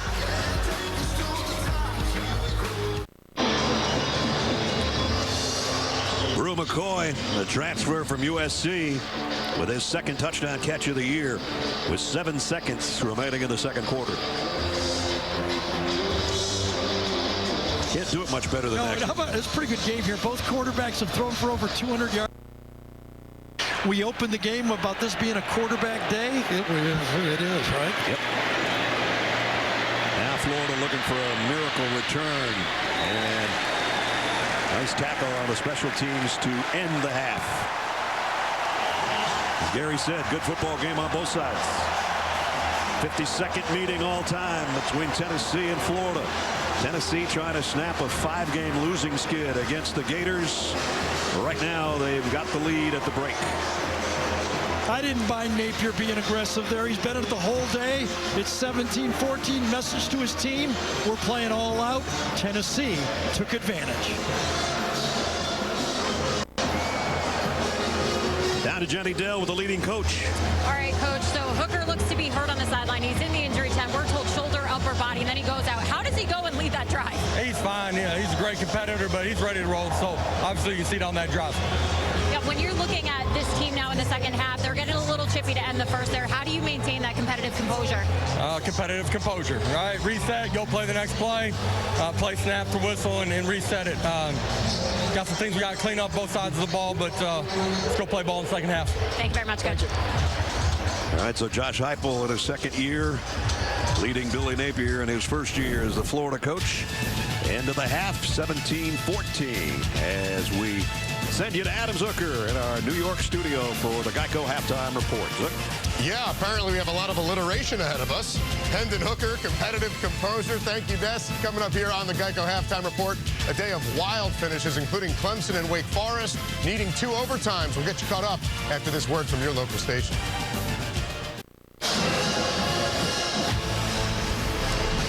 Back in Knoxville. Neyland Stadium packed to the rafters and checkered today. And Tennessee tried to snap a losing skid against Florida that stretched 5 games. Welcome back, everybody. Brad Nessler with Gary Danielson. A little over 2 hours ago, we opened up the show with all the great matchups over the years between quarterbacks in this series. We got 2 pretty good ones playing today, too. Yeah, both threw for over 200 yards. I always judge a game like if I was home, when I stick, I'd be like, I'm going to watch the rest of this one. Well, I am too. We're going to do it together. How's that? Yeah, I think both teams competed hard. They made some big plays, a few mistakes, but that's the way I like to watch it. I'll tell you that. 3-point game here at the break, and Tennessee will get the football first to start the 3rd quarter. Both teams needed their quarterback to run the ball. Neither one of them could really run the ball with their running backs. They needed help with the QBs. And they're going to return this one from a yard deep out to the 27. And let's check in with Jenny Dell. Yeah, I spoke with Coach Napier. He said the goal was actually to be in the fight during halftime. He said, hey, we're in the fight, so that's a win so far. But he said offensively they want to take advantage of opportunities, especially in the short game, and defensively he wants to limit those explosive plays. He said no more mental errors in the second half, guys. Yeah, they can't afford any more 70-yarders if they're going to beat these guys. They had a big mental mistake for a 70-yard pass, and a beautiful play on a 70-yard pass that would be tough to stop, but 2 huge plays. So the Volunteers will snap it from the 27 to open up the 3rd quarter. Hooker on the RPO, quick slant, completes, and it's Brew McCoy again.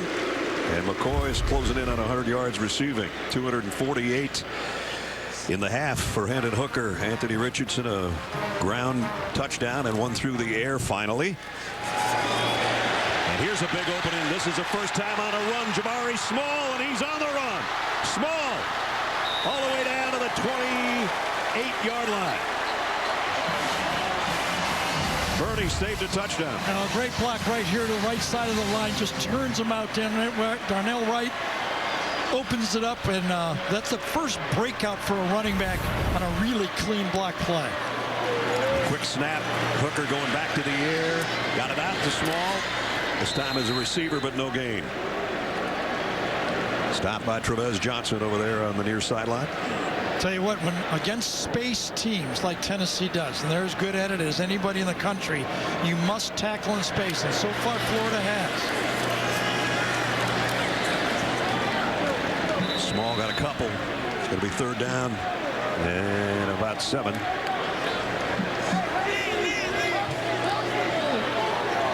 Josh Heupel's Volunteers keeping their foot on the gas here.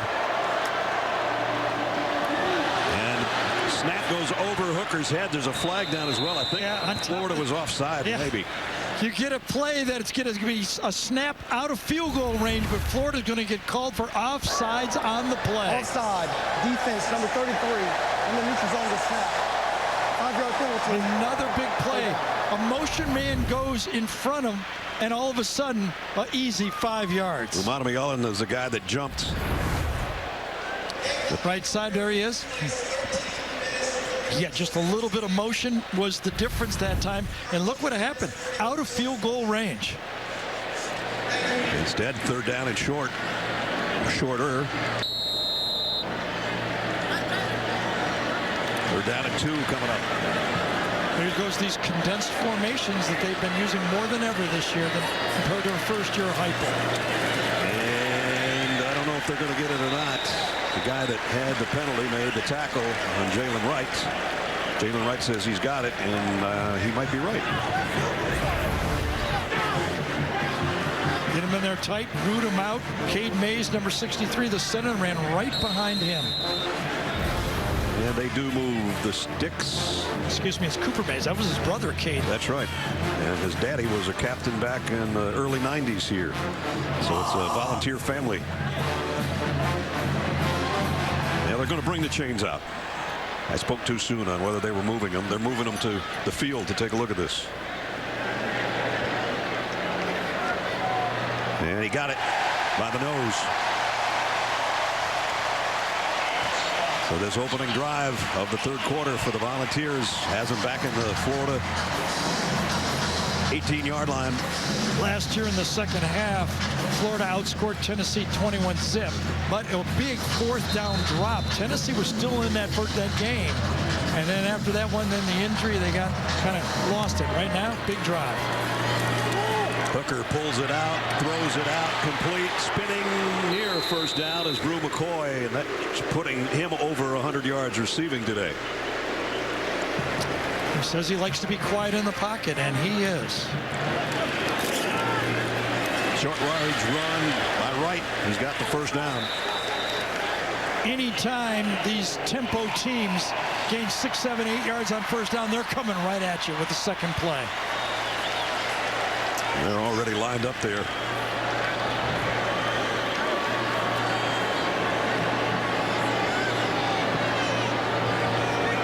First and goal.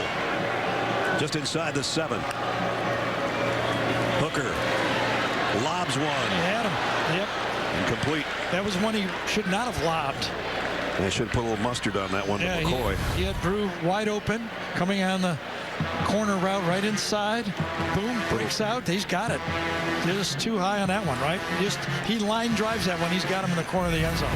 When he gets down inside the 10-yard line, last time he hit the upright with an overthrow, that was a penalty, though. And that one was too high as well. Tennessee does a good job of starting their wideouts real wide and then coming in and then running the route from more space. Got 2 to each side here.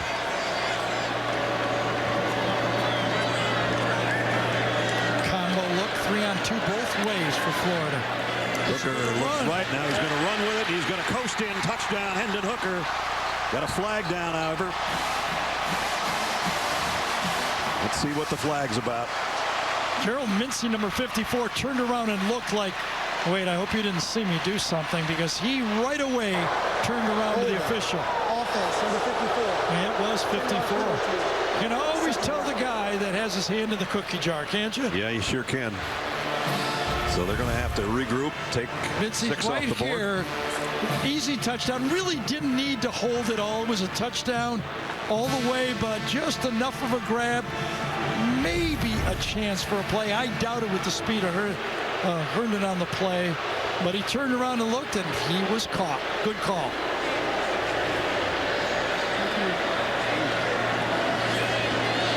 And that negates a 7-yard touchdown run by Hooker, and backs it up to 2nd and goal at the 17.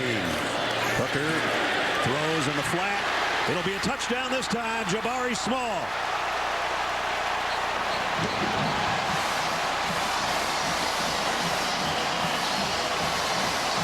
Well, everyone's playing man-to-man except for the guy running the back. Watch, he's got the back right here. Man. The linebacker doesn't follow his guy. He thinks it's zone, and it busts the defense. Hooker out to Jabari Small. He does the rest after the catch. That's 2 big plays that Florida has just given them. You're playing man down there. You just cannot release the running back. McGrath in for the point after. Up and good. What a way to open the 3rd quarter for the Volunteers. 73 yards in 10 plays. This is the capper. They backed up the one from the first half and started the one in the second half.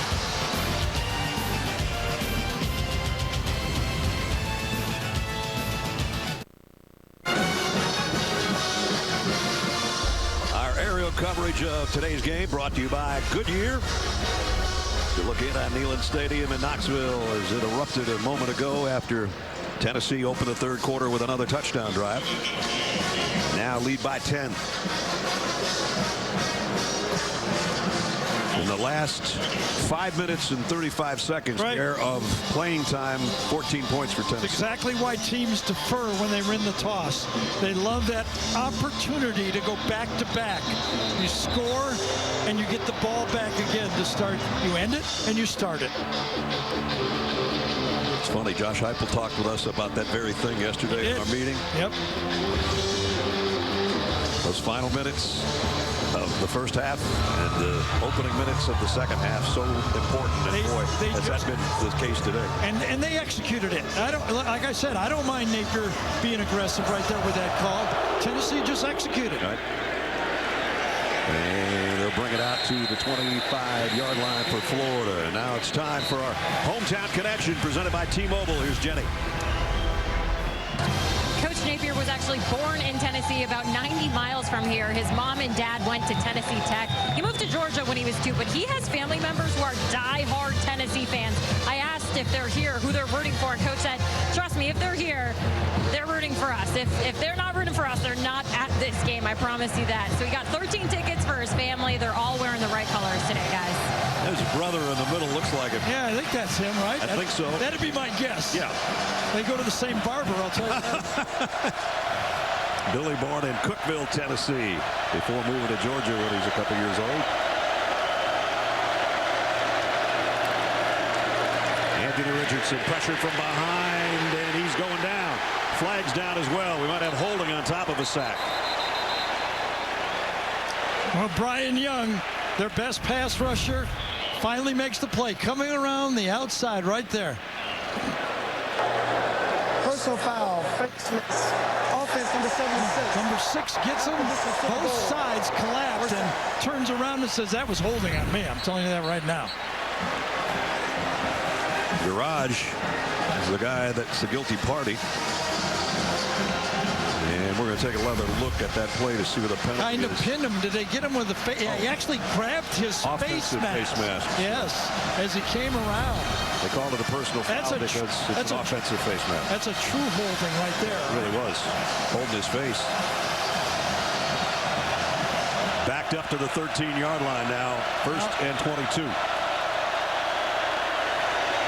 Double fake, and then the throw is on target out to the 28-yard line to Pearsall, and that'll quiet the crowd. Pearsall is the transfer from Arizona State. Anthony Richard gets in the pocket, trusts that offensive line. They just gave up a sack, but he's got a beautiful pocket. He delivers it where he had to, right off the outstretched arm of Trayvon Flowers that time. So they got a chunk of the penalty back, but it's still 2nd down and 6. Crowd noise is a factor. The running back has to come up and help on the play. He'll get the carry and the 1st down that time. Naquan Wright. So nice job by Wright. He comes up, he hears the audible, and then he helps the offensive line with the call, takes the handoff, finds the space for the 1st down. How about that? Back-to-back plays. 2nd down, 3rd down for the 1st down. And they got the 1st down and the end around. And a nice stutter step. And making something out of nothing was Xavier Henderson. I thought he was going to be stretched out of bounds, but a good gain on that one. Well, we saw Garage on the holding penalty, but watch him come back and do a good job to the outside this time. You're going to run the ball to the outside, and big number 76 gets to the outside, turns his man in for the very, very effective run play. At midfield, another Gator 1st down, trying to answer the scoring drive of Tennessee. Couple yards on that one for Naquan Wright. Juwan Mitchell made the stop. And these two guys have both played very, very well today. The score's not tied, but those two guys are about tied, yep. Right?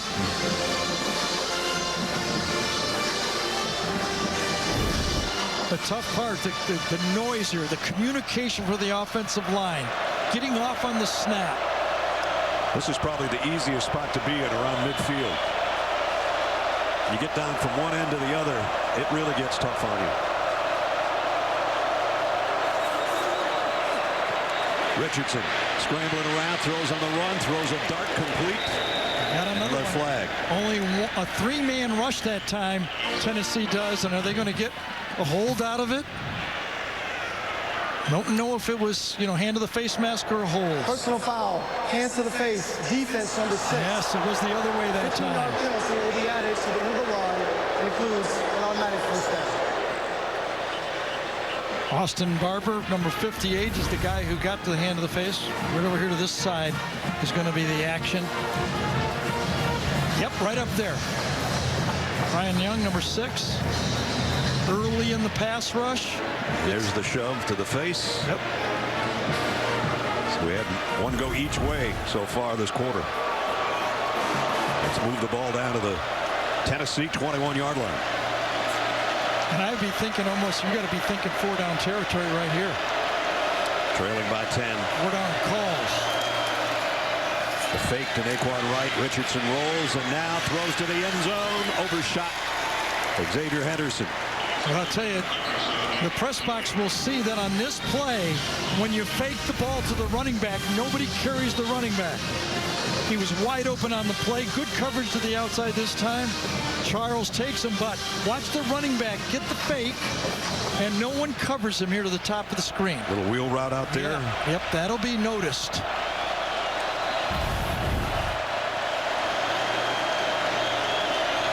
Empty backfield. And the shift continues with 3 receivers in tight on the left side. That's a run all the way for Richardson in that direction. That was the same play to the left that he scored the touchdown to the right earlier in the game. Same formation, just flipped the other way.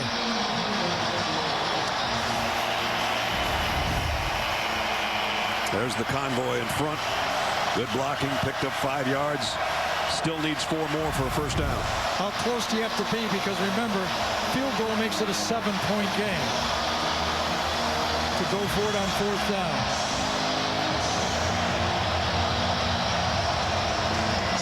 Third and 5. Need to get to the 11-yard line. It's a run by Montrell Johnson out of the Wildcat, and he's short. And it's 4th down. Tough decision. How close are they?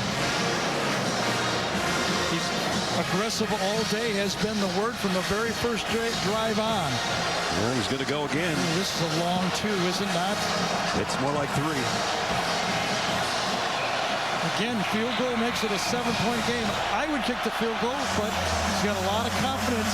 Maybe he's dialing up the way the offense for Tennessee is going, thinking I got to have 7. They shift the tight ends from left to right. Play clock down to 3. Richardson on 4th down, throws, and it's caught. Complete down to the 6-yard line to Zipperer. Boy, how about all the decisions you have to make as a head coach, right? Everyone has such a big outcome on the game, and then you got to trust your guys being wide open on the play. No one even near them. So 1st and goal. Down to the 2 is Richardson. Crowd was rocking. Tennessee had gone back-to-back touchdowns. Now what do? Just keep playing football. That's what Florida has done. 2nd and goal at the 2. Driving in near the goal line. Montrell Johnson, but he's not in. Montrell Johnson, the transfer, Sun Belt Freshman of the Year, getting backup carries. Naquan Wright are the 2-1-2 guys. Quarterback keep. Richardson's in. Well, they haven't signaled that. I thought he was in. Apparently they do not agree. Well, they don't. They're still talking. Hold on. They're still talking.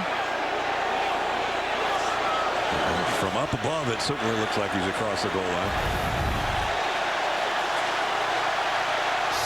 They called him short. Now the replay official is going to have a clean look.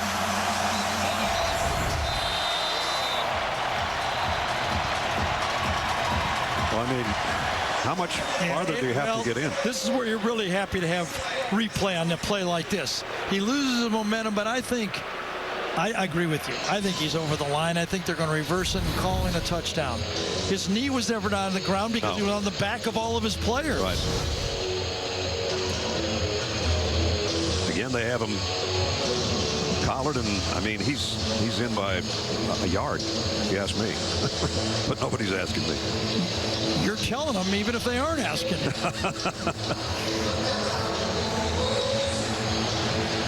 So it's in the hands of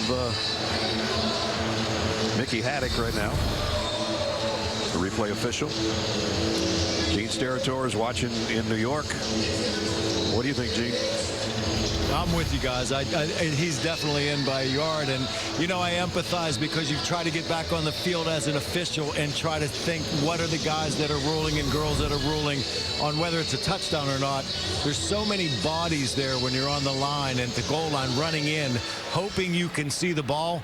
There were times when I wish they would have tied me to a wire and hovered me over the goal line, too, fellas. The ruling on the field is a touchdown. The ball carrier across the goal line. Anthony Richardson, a 1-yard touchdown. How about that 11-play drive to answer? In the last 4 meetings, Florida has scored at least 31 points in this game. Right. So both sides realize we got to score to win this game. And a lot. They got to get in the 30s, it looks like, for sure to win the game. Extra point coming up. Mahalik. They try to make it 24-21. Does. At the 5:55 mark, remaining third quarter. A 75-yard drive in 12 plays. Some big fourth down conversions in there as well, including that one to Zipperer. That got him close. Anthony Richardson got him in. His 4th rushing touchdown of the year. 24-21.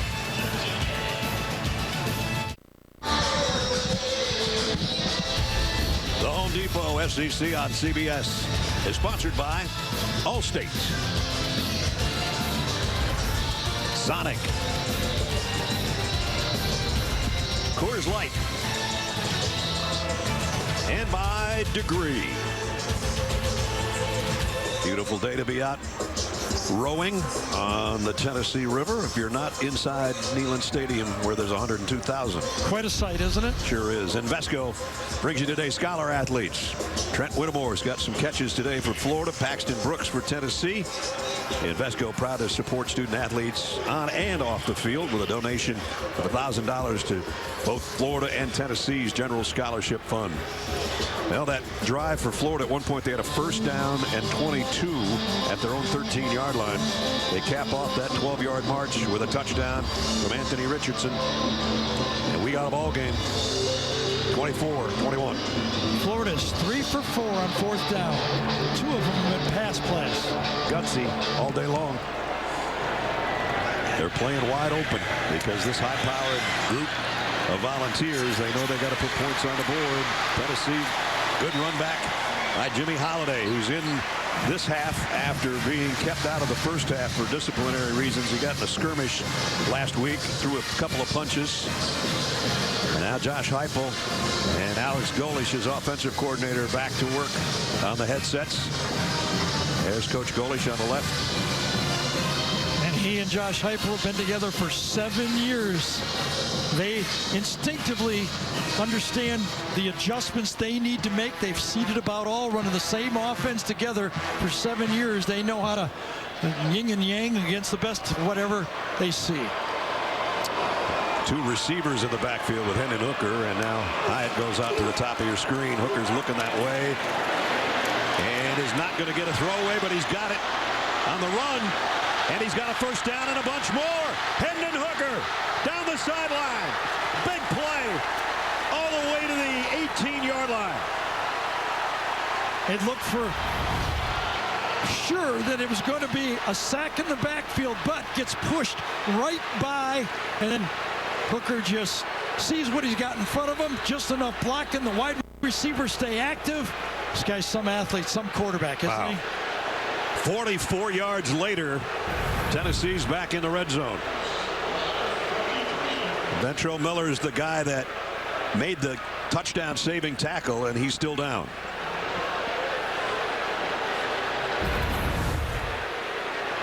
There's Ventrell coming, flying in, pushes Hooker out. And I wonder if he got cramps on that play, because he laid everything he had just to get there to push him out. He did look like he's trying to stretch it out on his own. We'll check on him.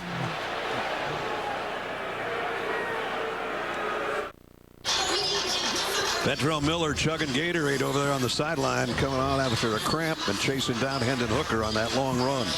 Only takes one battle to change your life. Don't miss Sanaa Lathan's directorial debut in a new movie, On the Come Up, now streaming exclusively on Paramount Plus, rated PG-13, meaning Gary can even watch it. Go to ParamountPlus.com to try it for free. So how about Hendon Hooker? Rick Neuheisel asked us in the open in our pregame show whether Hendon Hooker should be considered for a Heisman. All he's doing is almost throwing for 300 and running for 100 in this game. Yep. Not a bad way to do it, huh? 110 on the ground, almost 400 total. And he's got his team. There's his mom, Wendy. He says, Mom critiques everything I do. She tells me on the end of runs, get down, don't get hit. He doesn't listen to that. But she says, everything else. Watch your feet in the pocket, square your shoulders up, do it the right way. He's doing it every way so far. And down the middle, did it again. Inside the 5 is Princeton Fant, the tight end. Asked him, what did he need to work on? What did he work on in the offseason? He said, fundamentals. Quiet in the pocket, push with my right foot, accuracy. He's doing it all. First and goal. Maybe a yard for Jabari Small.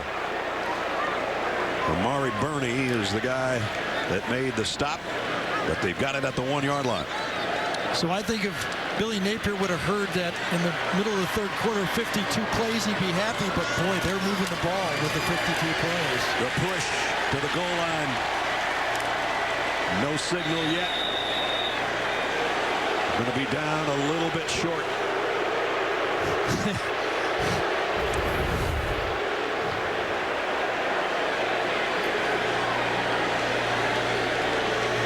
Does a nice job of standing up number 2. Are they going to take a peek at this one too? Did the football get to the line? It might have. Might have. Yeah, I think it might have. You could have back-to-back replays on both sides of the field here. I'd have to take a look at that if I was in the booth, because you never know. The next one could be a fumble or snap or something. I think Josh Heupel will take a timeout if he has to, because he thinks it's a touchdown. Yeah. He's going to challenge. He is.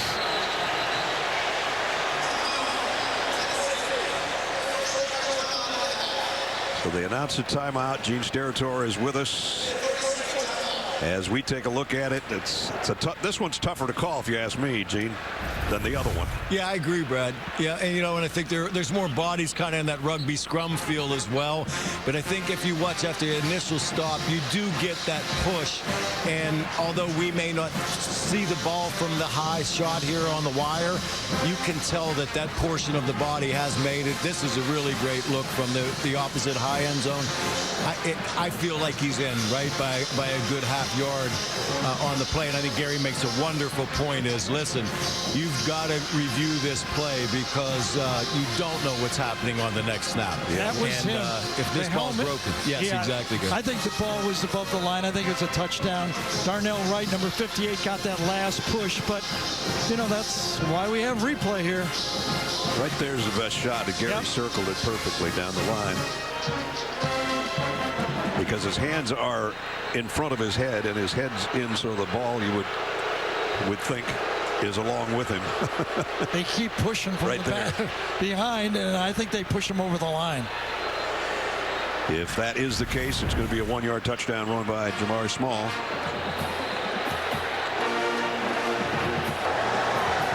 Ruling on the field, the ball carries short of the goal line. The previous play is under further review. All right, so they finally make the announcement that they're going to review it. Billy Napier is hot over there. He just got a 15. Well, now interesting. If it's short, it's going to be a 1-inch penalty. If they score, it's going to be a 15-yard penalty on the kickoff. Oh, Billy.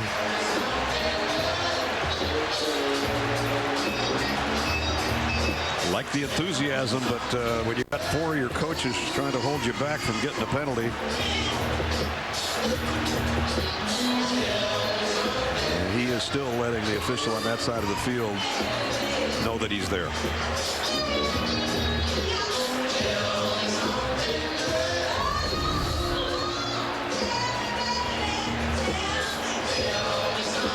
It's going let's go. Yeah, well, you know, sometimes you wonder if we're using common sense that he's over, but do you actually see the football? That's the question, you know. So that could be the doubt and why it's taking so long for replay. Yeah, that's why you got 15.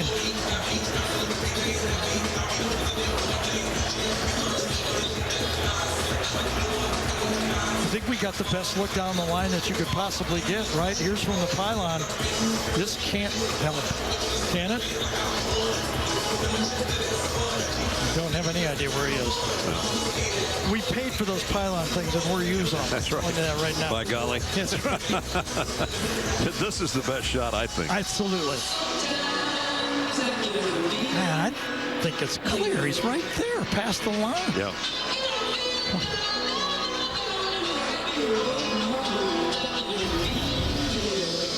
Well, it's taken a while. I will have to say, I do not see the football at all. I think it's underneath his arm right there, but it is called short, so maybe that's the ruling. Unless he's carrying the ball on his back, I don't know. Interesting. Here we go. Oh, this is a talk after the talk to the replay booth.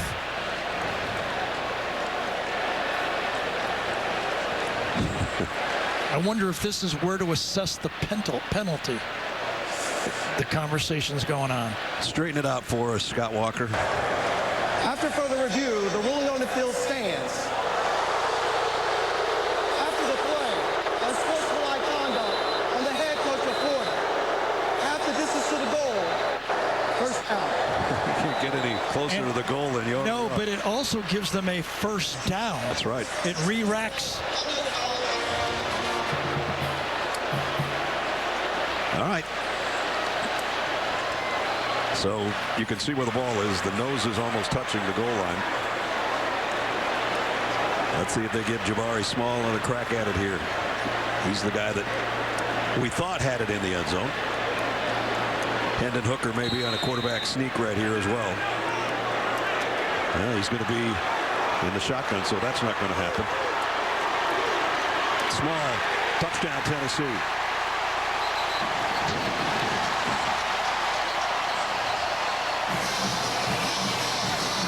I know a lot of people, when it's real short yardage like this, hate the shotgun. The reason teams do it is they very rarely snap the ball to the center, and that's where a fumbled snap could. They feel more comfortable here because they don't get the quarterback-center exchange in the short yardage play. Good point. So Jabari Small thought he had one play ago.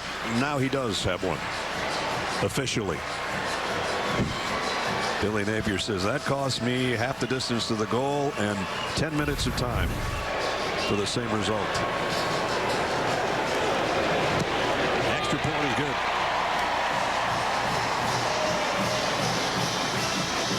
So a couple of short touchdowns here in this quarter. One by Florida, now one by Jabari Small.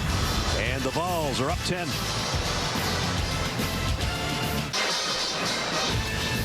Next Saturday, it's college football doubleheader on CBS. We'll start at noon Eastern with Navy taking on Air Force.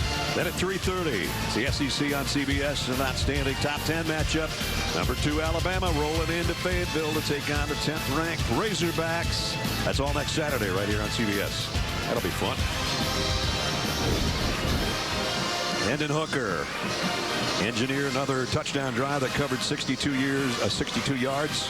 Speaking of years, these are some of the oldest quarterbacks of note in college football, Hendon being one of them. And with that, let's ask you the Aflac trivia question. Who's the oldest winner in the Heisman Trophy history? Oldest Heisman Trophy winner. Okay, think about that. Gary got that one quickly. Well, yeah, because I'm old. Yeah. Because I'm old. No, yeah, I remember. that's not what I meant.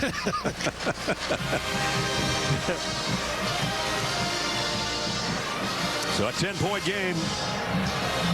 Tennessee trying to snap the losing streak that's reached 5 games. They've lost 16 of the last 17 to the Gators. Right now they got a double-digit advantage. This kick fielded right around the 1-yard line. Henderson doesn't even get to the 15. Flag down as well. Yeah, that means it's going to go back about the 7.5-yard line, right? Yep.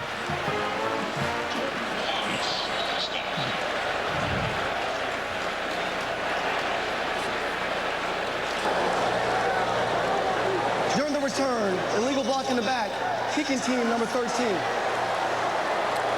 So the kicking Correction, team. receiving team number 13. Okay, I was going to Half the say. distance to the goal, first down.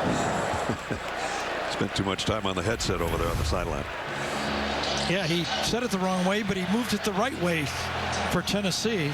Penalties against There it was. the return team, not the kicking team. Florida has scored on 3 of their last 4 drives. Down by 10. Look at the yardage, though. 54 plays. Again, this is a team that's used to running close to 80, but the yardage, my goodness. They got a third of the game left and close to 500 yards.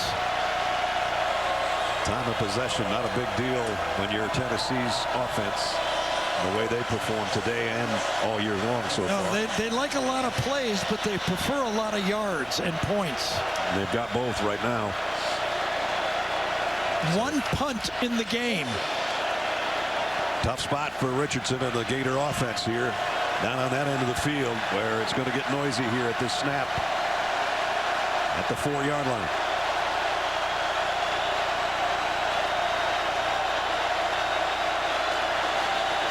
On the silent count.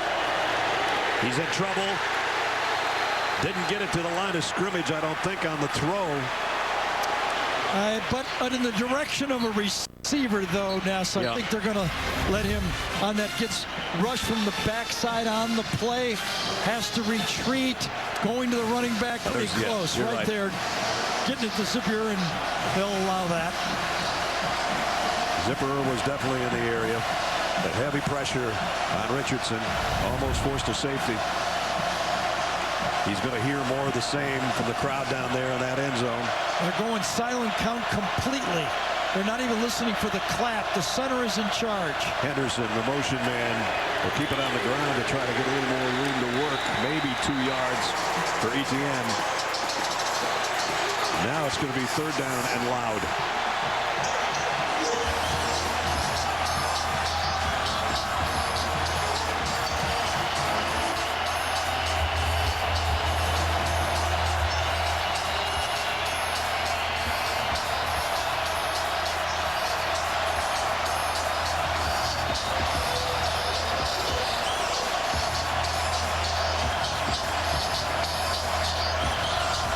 Went to every lineman individually. And now here's the 3rd and 9.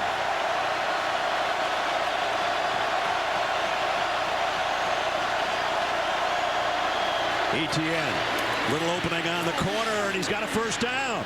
All the way out to the 19-yard line. Big play by number 7 there. So Tennessee brings in their pass rush unit. Florida says we're going to run right at it. Look at that big hole to the outside.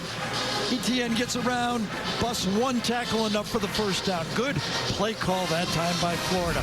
Understanding the substitution, the down and distance, the crowd noise, run the ball effectively for the 1st down. They really needed that one, and they got it.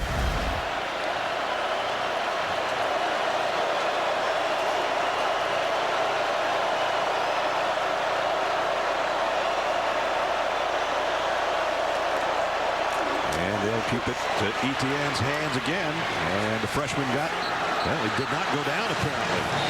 He gets up, keeps going. I thought he was down after about a 5-yard gain, but. And that's the mechanics on the silent count is the center is controlling it. He gets tapped, but then his hand goes forward, and that's what signals it. There's the cutback by ETN, and now they blow this one dead. After that 16-yard gain.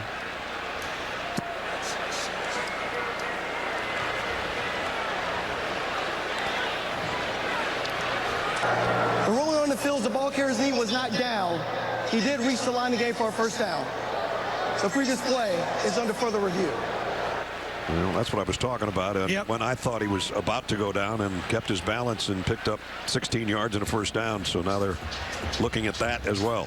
Well, he doesn't have to go that far down to go down. I mean, he's a, you know, what is he, 5'9" running back? Those compact guys. I mean, listen, there's been some effective guys. Clyde Edwards-Helaire was one of them. Let's see as he runs to the outside.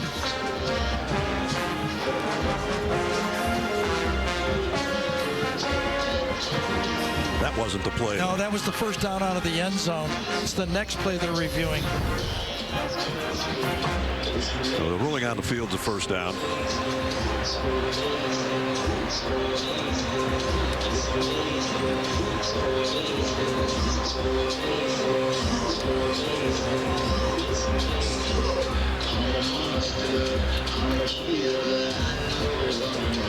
So far, I hope the replay booth has something, because we haven't seen anything yet, but we're going to get it. I know we will. Here it comes.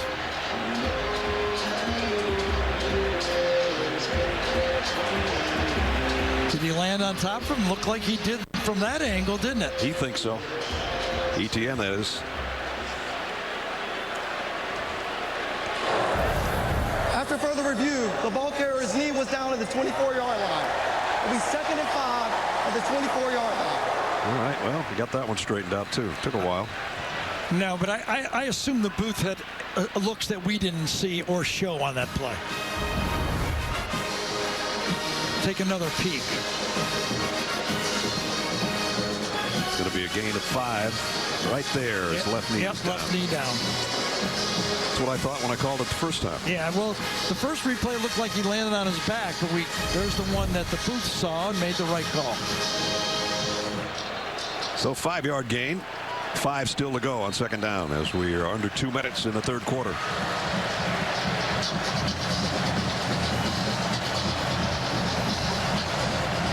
ETN has been most of this drive behind Anthony Richardson. Naquan Wright's in there now at tailback. Richardson pulls it out, trying to get rid of it. He finally did. Somehow got it all the way to the crowd almost. Well, Anthony Richardson thought he had an RPO slant, and the wide receiver is coming down to block on the play. He pulls it to throw. There's nobody to throw to. Lack of communication. Give that one again to the crowd. That's what happens when you play on the road. The communication is very difficult. Quarterback pressure came from Josh Josephs, and Richardson just had to get rid of it. So now when they thought they had a first down a couple of downs ago, now they face 3rd and 5 here.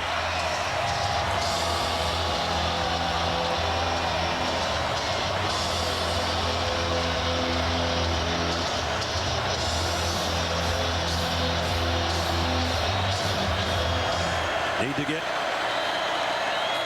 to the 30-yard line, very close. Timeout, Florida. This is the first charge timeout of the half. With 1:24 remaining in the 3rd quarter, not wanting to waste an opportunity here, Billy Napier, with the clock winding down, has to take a timeout. 3rd and 5 coming up when we come back.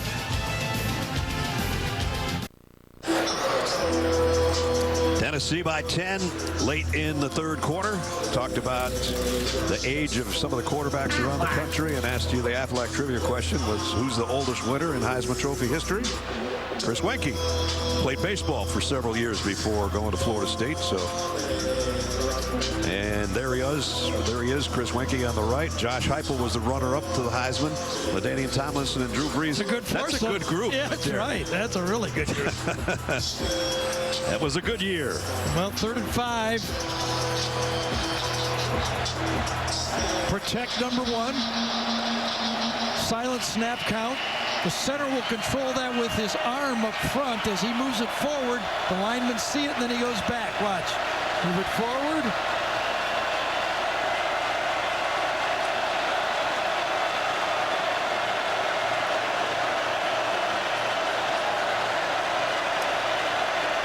Tennessee brings an extra man. Richardson trying to run for the first down. Nowhere near it.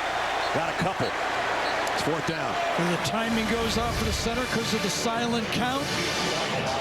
As Ness said, 5-man rush this time, stunts right into the quarterback draw that time to stop it. And now, could it be 4-down territory already? Ooh.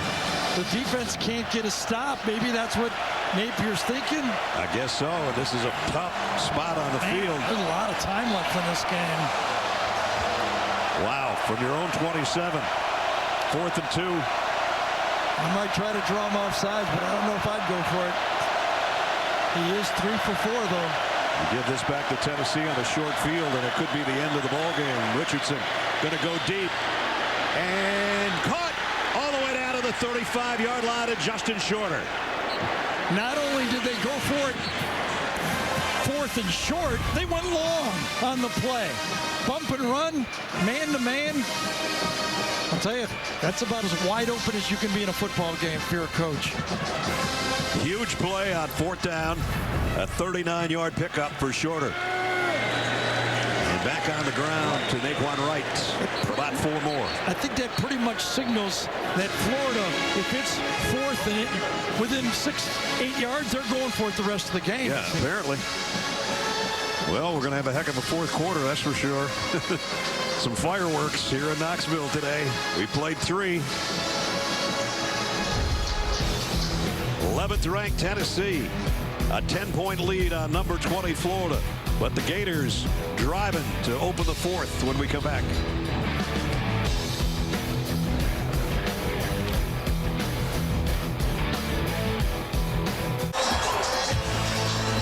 Set to start the 4th quarter. The Home Depot SEC on CBS. Neyland Stadium in Knoxville. And the hometown Volunteers have a 10-point lead. 31-21. Florida, though, driving right now. This drive started at their own 4-yard line. 2nd down and 6.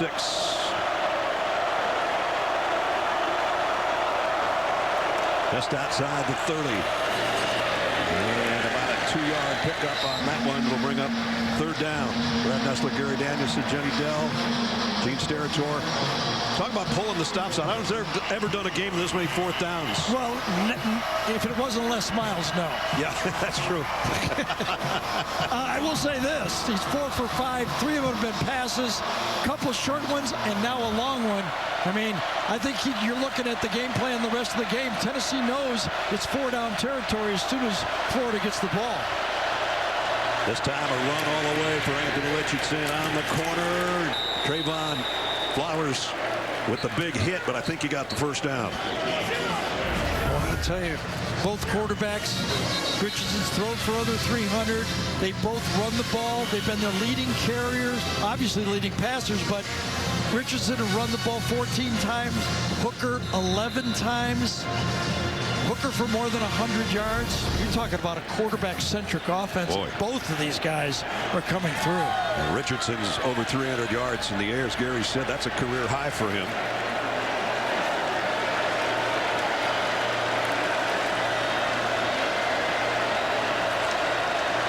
He's 1 pass completion away from matching his career high as well. That was against Kentucky.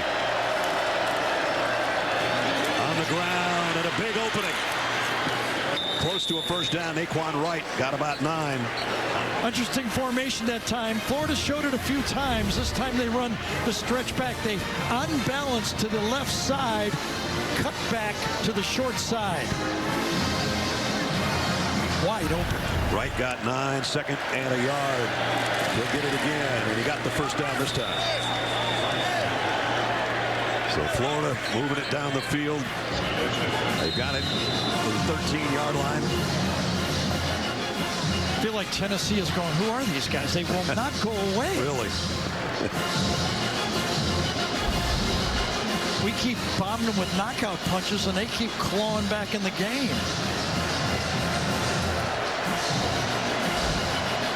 It'll be an empty backfield. Anthony Richardson. Let's see if it's his call to run again. They got Strong to the right side, but they're blocking. And that's where he started to head. And the ball came out.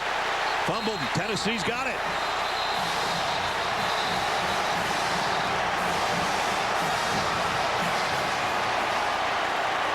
Jeremy Banks with the fumble recovery. Amari Thomas, number 21, I think is the guy that stopped it and forced the play, though. Nest to the outside. 21 is right there to the outside. Watch him stick out his hand and force the fumble on the play.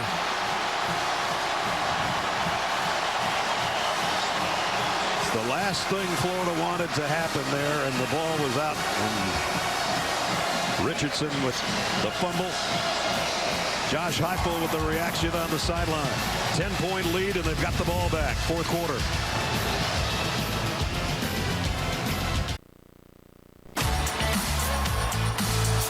And it's football time in Tennessee. Caught at the 21 right side by Zipperer. Brings it to touchdown, Florida. Takes it into the end zone. Touchdown, Hendon Hooker. Touchdown, Gators. Now he's going to go deep. Got a man out there. Oh, what a catch. Diving catch by Keaton.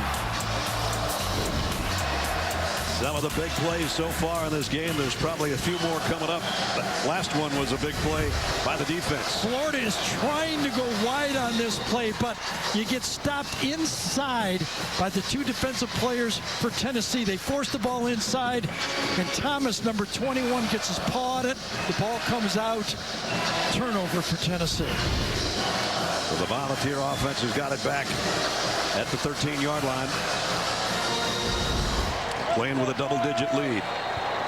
Florida's first miscue today, turnover-wise, and it's a costly one down in the red zone. And the last three drives have been touchdowns for Tennessee.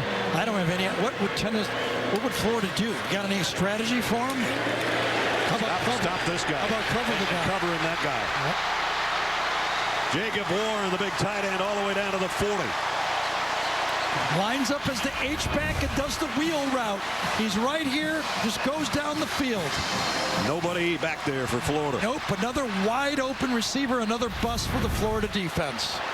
And another pass play of 45 yards. And now Jabari Small with both arms wrapped around that football, driving his way near the 35. They had the short touchdown pass for a touchdown. They had the long 70-yard pass to set up a touchdown, and now they just get out of trouble with a easy wheel route that Florida doesn't even try to cover.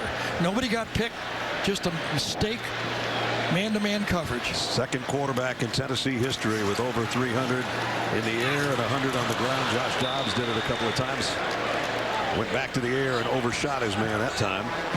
Brew McCoy brings up third down. It's a calm, confident quarterback, isn't it? Yep. Even the look on his face. Yep.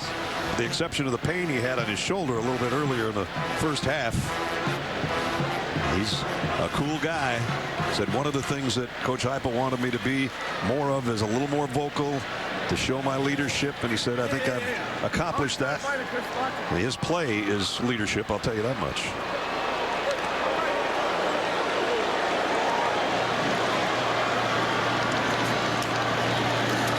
Third and 3. Rolls to run or throw. It's a run.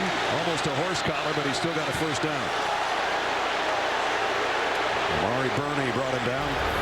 That was a sprint run pass option. Burney comes from the backside. Did he do the jersey first? He did. That could have been a horse collar. Now they go back to Jabari Small. He slowed him down with the horse collar, did he not? Yep. Should have been called. Watch this. This is the one that slows him down, and then he makes the tackle afterwards. So Small got about 6. Second down at 4. Look at the quarterback numbers. Impressive on both sides.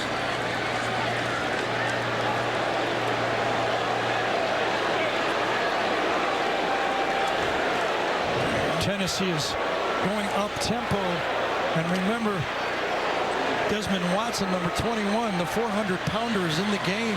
Tough to get out when a team is going tempo and you weigh 400 pounds. There's a throw out to Hyatt. Hyatt's got a first down. He would have loved to have stayed in bounds, but he didn't have much choice as Rashad Torrance made the hit. And the clock is still running.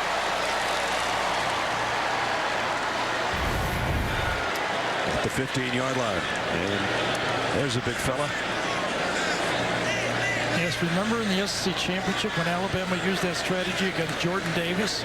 Kind of gassed him out early in the game by going up tempo. Here they're taking advantage. Well, he doesn't even try. See, the way if he tries to go off the field, Tennessee will just snap the ball quickly. Right. And they're using all the clock they can. This is about as slow as Tennessee can go with the way they play.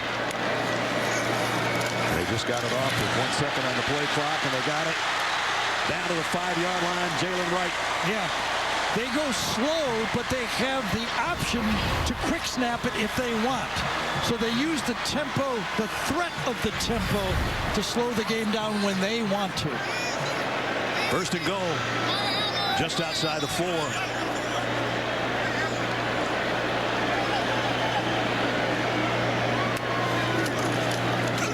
Hooker, RPO, and down he goes. Amari Burney makes the tackle. Wanted the slant to the bottom of the left side of the Tennessee attack. Covered pretty well. Would have been better that time if Hooker would have just tossed that away on first down. So now we're approaching 9 minutes. Tennessee up by 10. Almost another horse collar right there. Down again. Same guy too, Burney. 2 in a row. His jersey's going to be a little bit bigger around the neck by the time the game's over. Play clock winding down under 5 again. Second and goal, but now it's back at the 8. And this time they don't get it off. No, I think they took time out right before the snap. Tennessee did. Prior to the snap, timeout, Tennessee. The second charge timeout of the half. It's 8:43 remaining in the ball game. Billy Napier's 20th ranked Gators trailing by 10.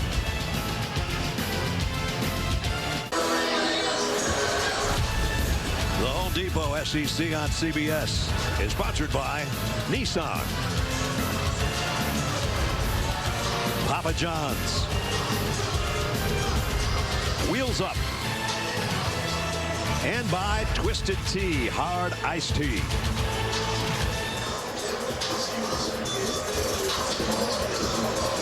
.843 remaining. Hendon Hooker today, Gary, pretty impressive, huh? Yeah, and remember early in the game on a running play, he got nicked a bit in that shoulder area, went into the tent, but then came back out on the field and delivered a 99-yard drive. Remember the end of the half, that deep pass to kind of change the field position. Finished it off with the touchdown pass at the end of the half that came out with that drive at the beginning of the half. So he's been right on. Running game, passing game, the whole deal. Down to the 5 goes Jalen Wright. Well, maybe he got even more down to the 4-3. And again, really pushing and shoving at the end of the play. It's a must stop for this Florida defense here. They got to hold Tennessee to a field goal to stay in this football game. Down by 10, field goal makes it 13, still in the game. Jalen Wright just kept the legs driving, and then his lineman came in to give him a shove forward. They love to run the option down here in these situations. The shotgun option. From the 5. Touchdown, Tennessee. Jalen Wright.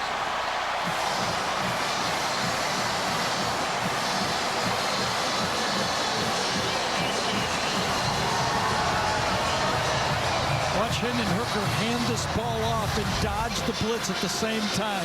Going to run it right up the gut. Watch him hand it up. Oh, get out of the way at the same time. And then gash it in for a touchdown. Efficient offense.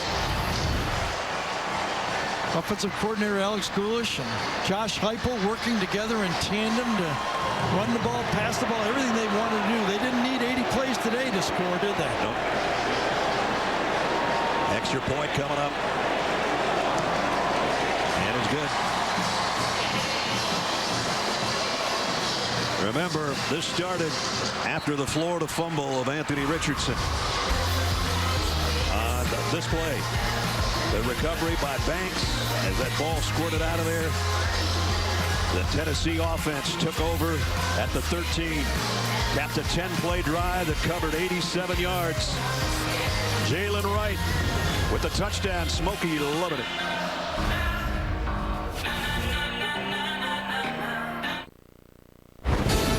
Adam Zucker in New York with this Jeep update. Middle Tennessee visiting Miami in southern Florida. And at one point, the Blue Raiders had 7 first downs and 5 touchdowns. Scoring plays of 69, 71, and this one, 98 yards. Chase Cunningham to DJ England Chisholm across the finish line. They're up by 14.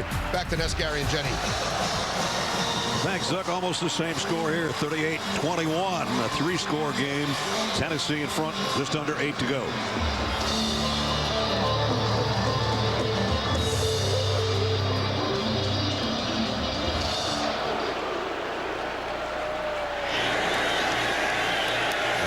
Tennessee will take a knee, bring it out to the 25. We take it down to Jenny. Yeah, it looked like Anthony Richardson got hurt during that fumble. He went into the injury tent for about 5 minutes. His left shoulder was definitely bandaged up when he came out. Now, he came out to the sideline. He was stretching his neck out. Looks to be incredibly uncomfortable out there, but he spoke with Napier, and he's going to go back into the game. But Jalen Kitna was warming up on the sideline, guys. Okay, Jenny, thanks. Still talking to his coach over there. You can see the tape on that shoulder underneath his pad, or underneath his jersey, I should say. Yeah, they need him right now. He's had a heck of a game with the exception of that fumble. And they need all of them right now with under 8 to go.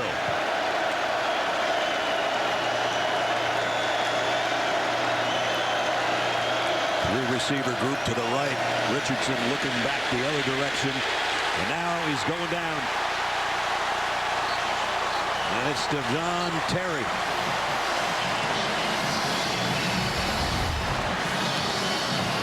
So what's going on? Why wasn't anybody to throw the ball to? Had somebody open to the top, but it just did not seem like he was looking right. He was looking left the whole way, and Terry gets the sack. 2nd and 14.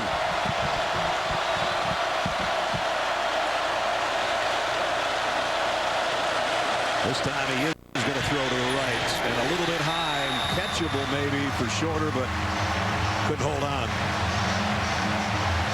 I can tell you, when you have a bad left shoulder or a neck, it's really hard to pull and turn on those throws.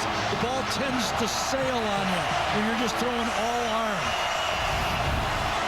If he's at all nicked, it could be affecting these throws. You just can't get that rotation into the throw. It's probably 2-down territory here, even though they're deep in their own end of the field. That hasn't stopped Billy Napier so far today. So at least get some of the 14 you need on 3rd down.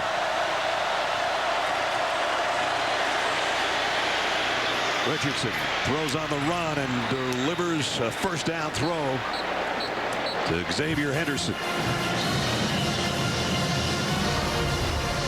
The offensive line handles the stunting by the Tennessee rush. 5 are up there, only 4 come, gets out of the pocket and delivers. And there we go again. Everybody but the center was on target that time. Yep. The ball still where he was holding it. Full start. Offense, number 77. 5-yard penalty. 1st down. Don't forget, before we're done, we'll have the play of the game presented by Jersey Mike Subs. There have been some big ones today for both teams. But right now, Tennessee in command, and the clock is their friend. Down to 6:45 and running.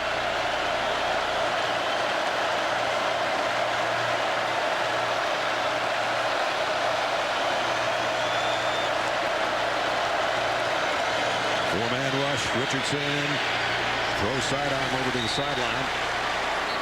Had to get rid of it as the pocket was collapsing.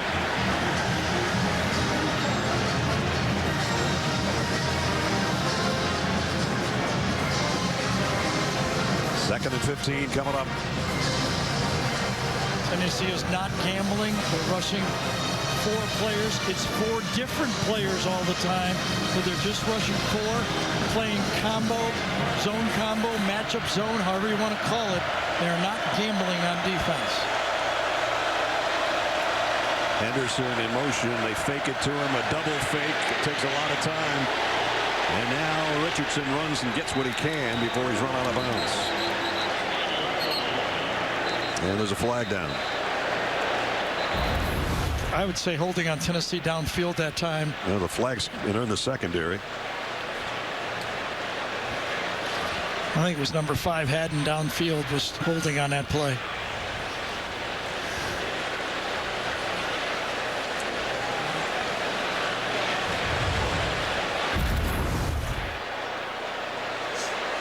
Yeah, he grabbed him. Yeah, that's tripped him. Yeah, might be a good move too. Defense number 5. 10-yard penalty will be added to the end of the run and includes an automatic first down. So first down out to the 48 once they walk it off. Hey, that's why that field goal, holding them to a field goal, was so big for that Florida offense, because Florida's been moving the ball as well. The fumble really has produced the distance in the scores here. The separation was the turnover. Tennessee did it early. Florida did it late. And it's getting late on them. 6 minutes to go. Richardson going deep down the middle. Got it to Shorter. Boy, that ball seemed to hang in the air a long time. Hey, you took the words right out of my mouth. Jalen McCullough, number 2, the free safety, is way in the middle of the field back here. I think that's him. No, the other side. There's 2 of them.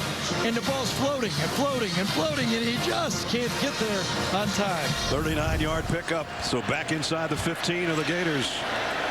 Richardson to the end zone. Just overshot Shorter. He got one hand on it.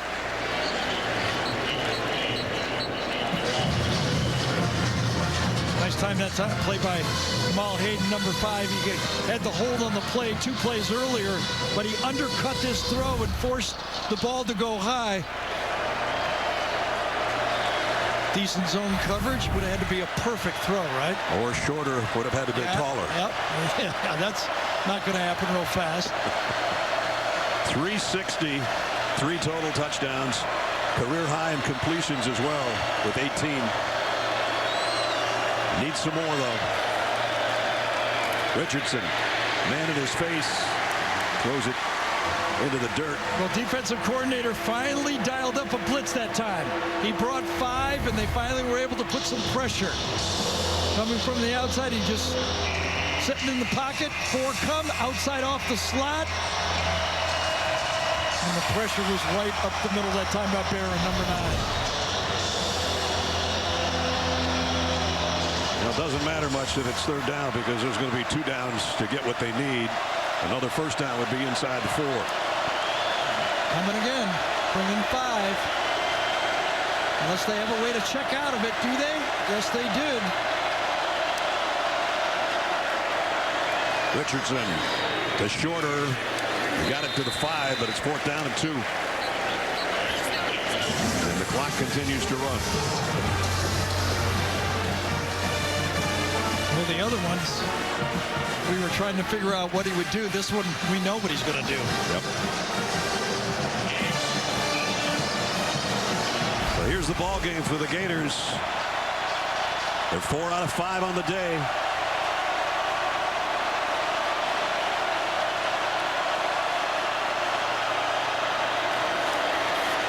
And they've got this one, and they've got a touchdown. Untouched.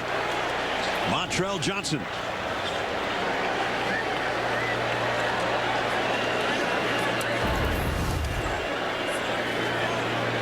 Fourth down. They've done passes. They've done runs. They come back with a run this time.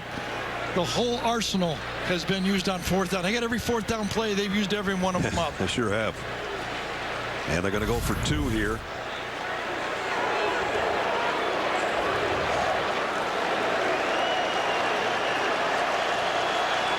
Which would cut it to 9.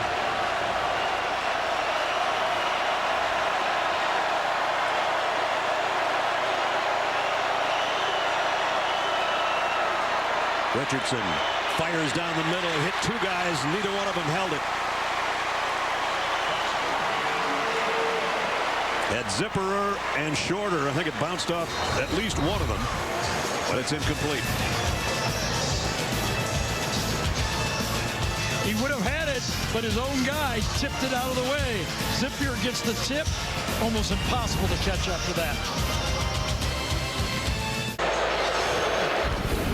Now let's take a look at our GMC game changers. We've got two of them. We showed you Hendon Hooker last time. Now we'll show you the guy on the other side. Both of these quarterbacks over 400 yards total offense.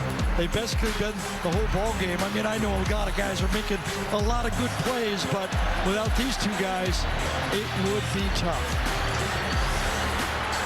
A little bit of everything. Yep. Size, strength, smarts, throwing to the right guy, competing the whole way, playing injured, both of them playing injured.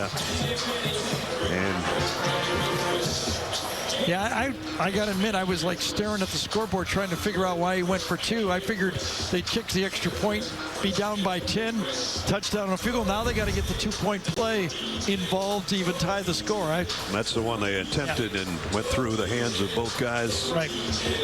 And we assume we have an onside kick upcoming. I have to admit, I'm staring, looking at the board and going, what am I missing here?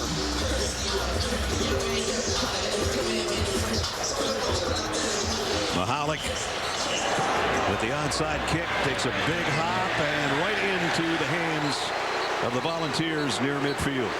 And it's Rue McCoy, who had a big game as a receiver, and that's going to be his biggest catch of the day, even though he had some that were really big.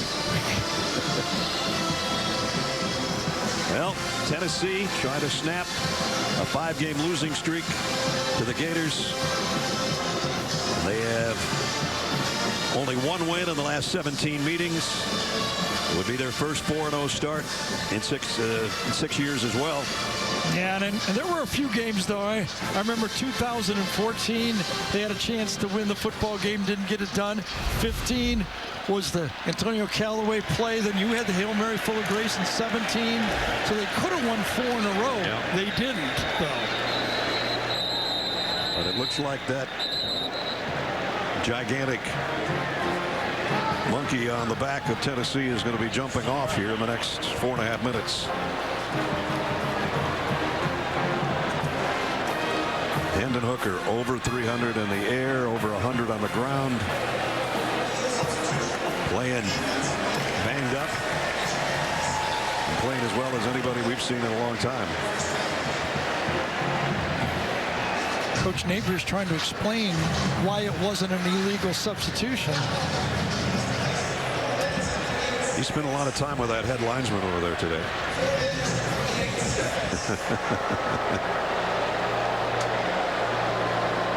Thank you. You're welcome. I don't know what he was thinking.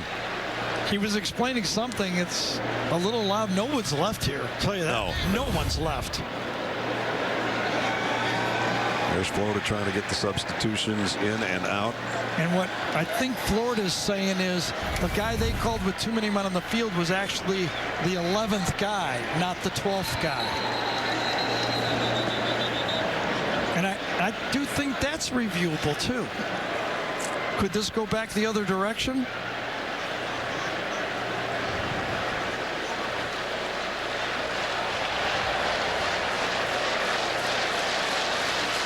We'll maybe get something more than a thank you. Let's see.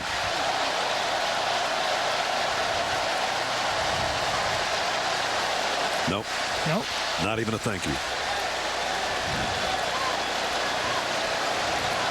First and 5 at the 46.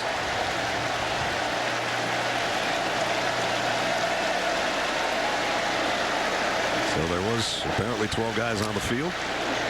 Replays confirm that from what we understand. And first and 5. Small for about 3. And that allows this Tennessee offense to just milk the clock, run the ball. We need 5 yards for a first down. Do it. So they got 4-3-4. We got 5-3-4. It was 12 guys on the field. 5 up front. Here, 3 linebackers, and then too many in the backfield. So the call was right. Second down at 2.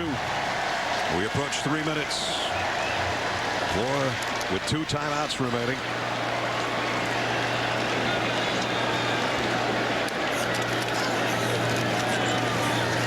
And not going to be a first down this time either. Small is about a yard shy. Big Desmond Watson had him wrapped up. Again, Bill Napier's only opportunity is to stop him right here using his timeouts. So they're down to 1. Well, the most passing yards today by a Tennessee quarterback against Florida since Peyton Manning of 353. Hendon Hooker is just that close.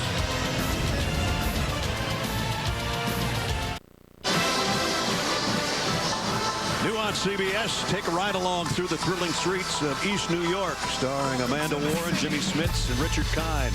From the producer of NYPD Blue comes a new series, East New York, premiering Sunday, October 2nd, after The Equalizer, right here on CBS. Under 3 minutes to go, Florida down to 1 timeout. Tennessee down to 1 yard to go on 3rd down here. And flags fly in before the snap. That's going to be 5 yards back. The shift by Florida drew off Tennessee. Offense, number 76. 5-yard penalty. 3rd down. Talked about guys that could do with their arm and their legs what Hendon Hooker's done today. Josh Dobbs over there on the sideline. We talked about him. And the gray hat is Josh. Yep. The gray baseball hat. White jacket. He's now a Cleveland Brown. Yes, he is. 3rd down and 6.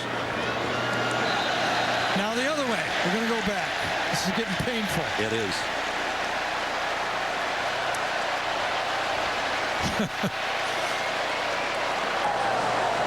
Offside, defense, number 94. Contact in the neutral zone. 5-yard penalty. Tyreek Sapp jumped in. The referee Scott Walker's talked so much today he's starting to lose his voice. So we're back to 3rd and 1. If they measured it properly both directions, we're right back where we started. Exactly.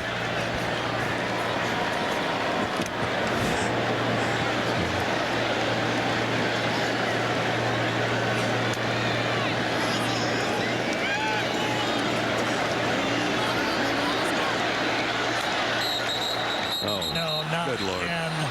Come on.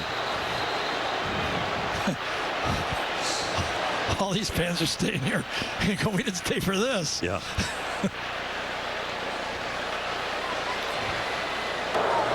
Delay a game.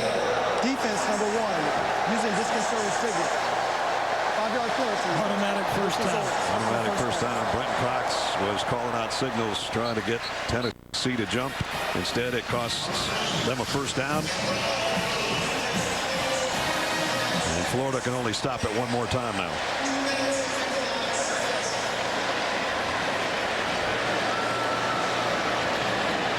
Well, Billy Napier's team showed up. In the pregame interview with Jenny, he said, our team's going to go towards the fight. We're not going to back away. They have fought. Tennessee, I think, has the better team this year, don't you? Florida had the tougher schedule to start off the year. They're 2-2.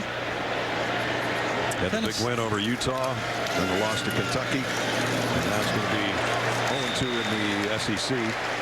Tennessee comes back with a bye, then at LSU and then Alabama. Next 2 games.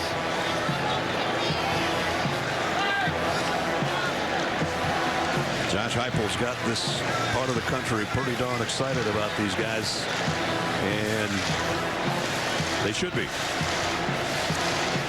The schedule's just starting for Tennessee. I mean, their crossover is Georgia. That's a tough crossover.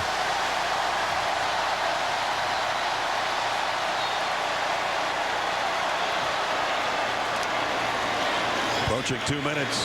2nd down and 5. Using the clock. Winds down with 1 tick. Get it off to Small again for a yard or so. Coming up on the college football postgame show presented by Rocket Mortgage. Adam and Rick and BJ will bring you the day's best highlights from a busy day in college football. Some thrilling finishes. Some more upsets possibly in the making, or maybe already have been made. This won't be considered an upset other than the Florida Gator fans who are hoping that it was going to go to 6 straight wins over the guys in orange. Tennessee is going to be 4-0 for the first time in 6 years. Their number 11 ranking certainly won't be shaken at all. Might even go up into the top 10. We'll have to wait and see what happens around the rest of college football. On a day that they checkered Neyland Stadium for only the 6th time, Tennessee's going to take its last timeout. Tennessee. This is the 3rd and final timeout of the half. Well, Tennessee's last win we mentioned was in 2016. Florida got off to a 21-0 lead in the 2nd quarter, but the Vols would battle back with some heroics from Jawan Jennings and Josh Dobbs. Tennessee snapped an 11-game losing streak in that one. And that was Butch Jones' team who got to lead the band in Rocky Top.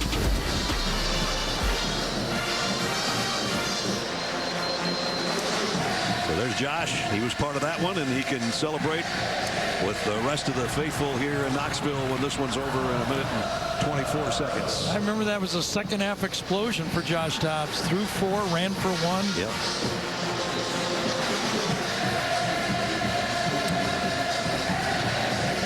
Tennessee's upcoming schedule. Gary just mentioned this. It's going to be another W here at the win over Florida. Then at LSU, Alabama here, UT Martin, Kentucky, Georgia. Not going to get any easier. Nope. Kentucky, a legitimate football team. Played the top 2 bell cows in Alabama and Georgia.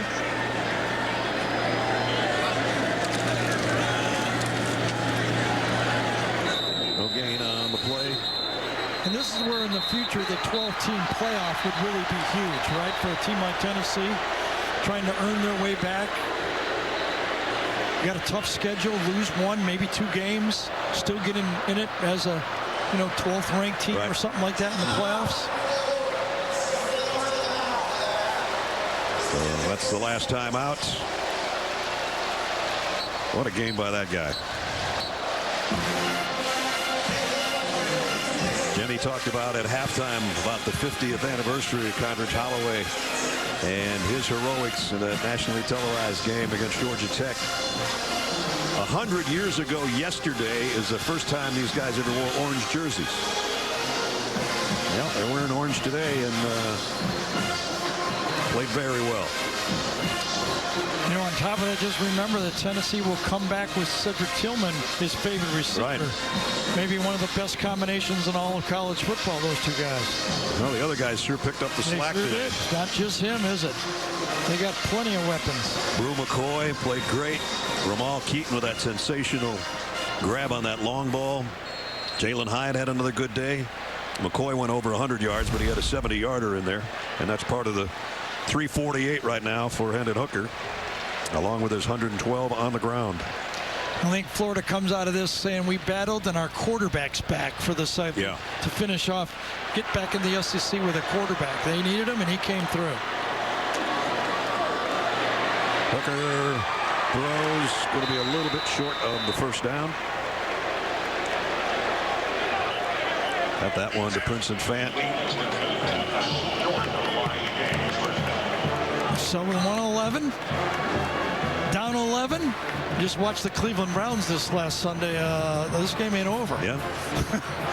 They would love to have a couple timeouts, that's for sure. I had to use those. Florida schedule.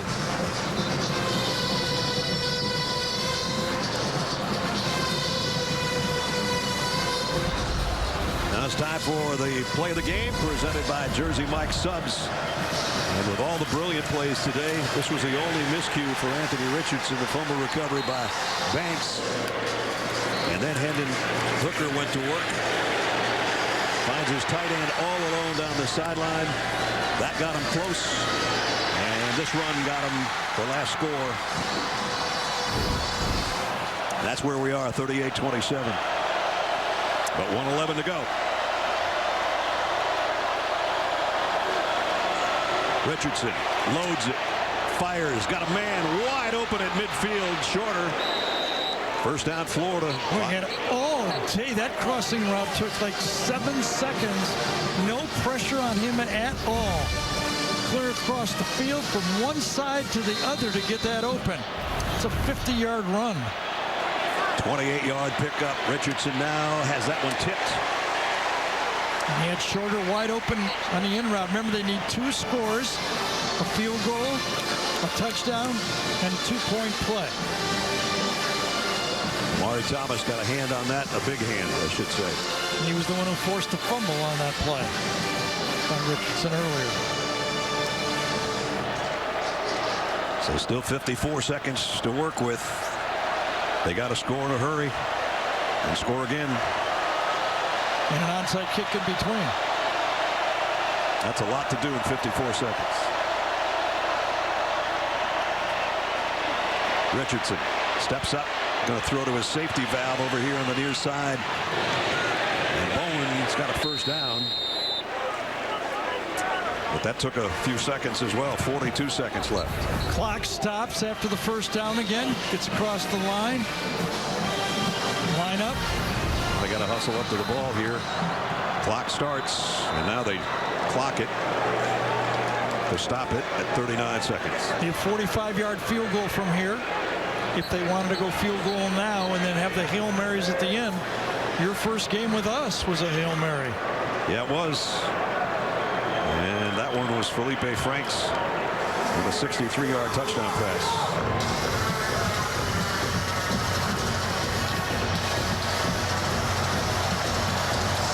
That clock can't wind fast enough for Josh Heupel. Well, they got to keep a pass or a play short of the first down was the goal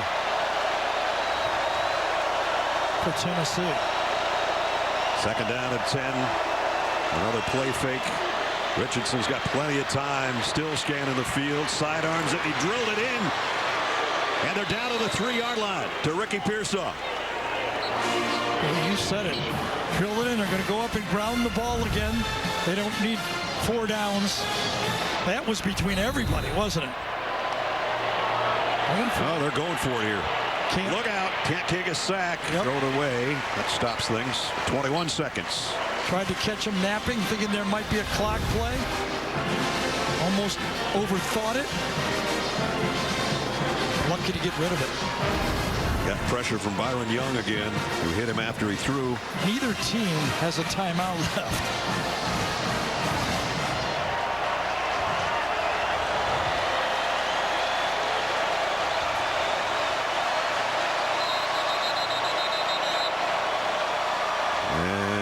Officials are going to take a timeout, I think.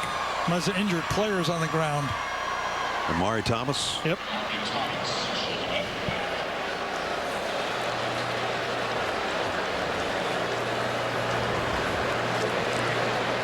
Batted down a pass earlier on in the series. Had some big plays. The fumble, forced fumble earlier. One of the points of emphasis when we had our meetings to the start of the season was players faking injuries to stop the clock. Here he is. He's tired. We know that. Is he hurt? He's looking over to the bench. He'd like to come out of the game. And he says, I got no gas. My tank is empty. Nothing. I got nothing. Now I'm going down.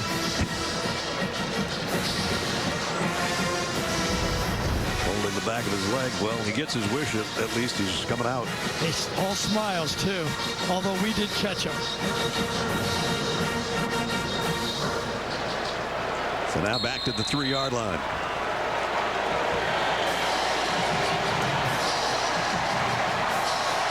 Second down, and got to have it here soon.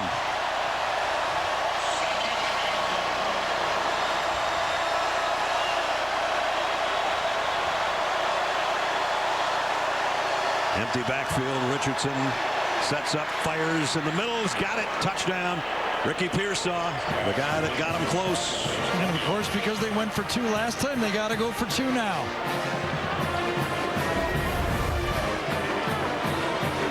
Pearson, the slot, just goes in. Button hooks right there.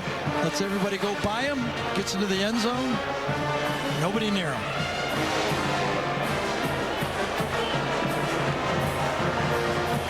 So a 71-yard march that took less than a minute. 3-yard touchdown pass by Anthony Richardson, and now they go for 2 here with 17 seconds left. Down 5. Need this to make it a field goal game. Richardson throws incomplete. Tennessee stops the 2-point conversion.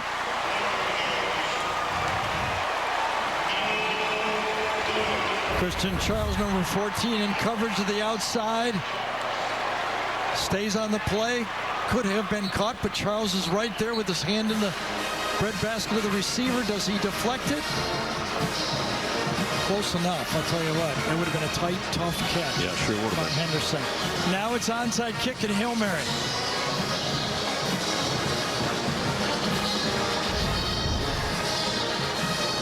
Now the last onside kick was one hopper to Brew McCoy. And now it's Adam Mahalik who will tee it up again.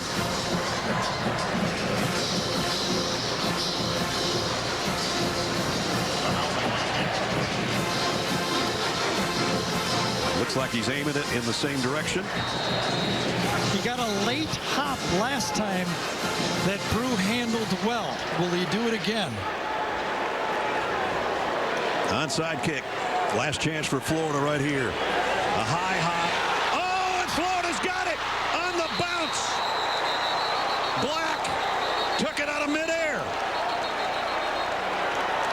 The question is, did it go 10 yards? It's really close. Yes, it did. Yep, right at the line, and it did bounce, so he can grab it. DeJuan Black, look at this play. He can't advance it, but he can get it right there. Wow.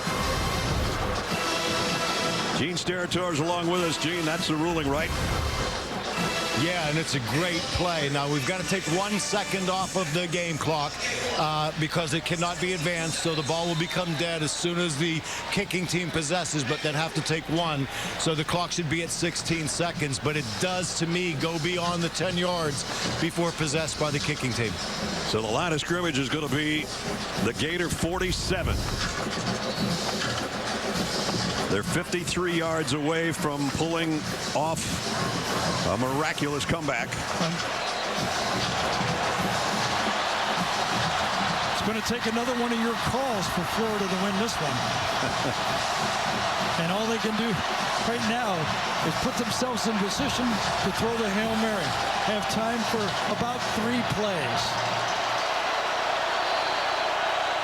Play clock is expired.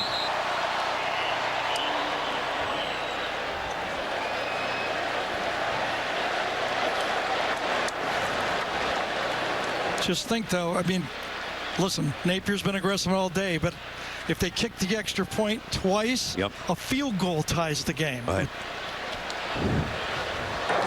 Game clock operator, please place 16 seconds on the game clock. Okay, that's what Gene There is no told foul us. for delay of game. So one more tick taken off is exactly the way Gene called it.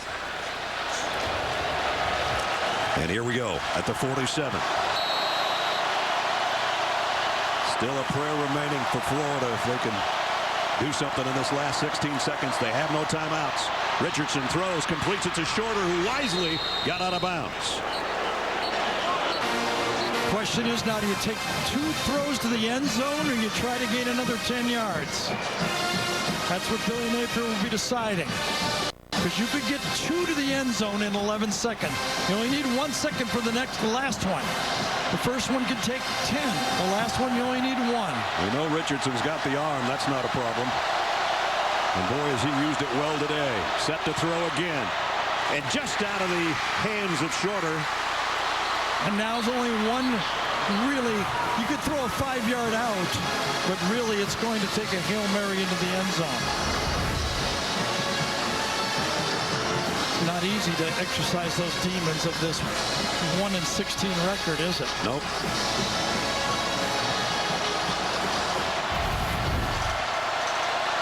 It's down to this.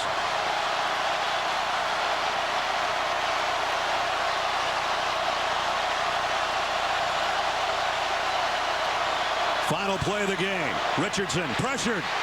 Throws at the last moment, and it's intercepted by the Volunteers. There will be no comeback. Tennessee wins it.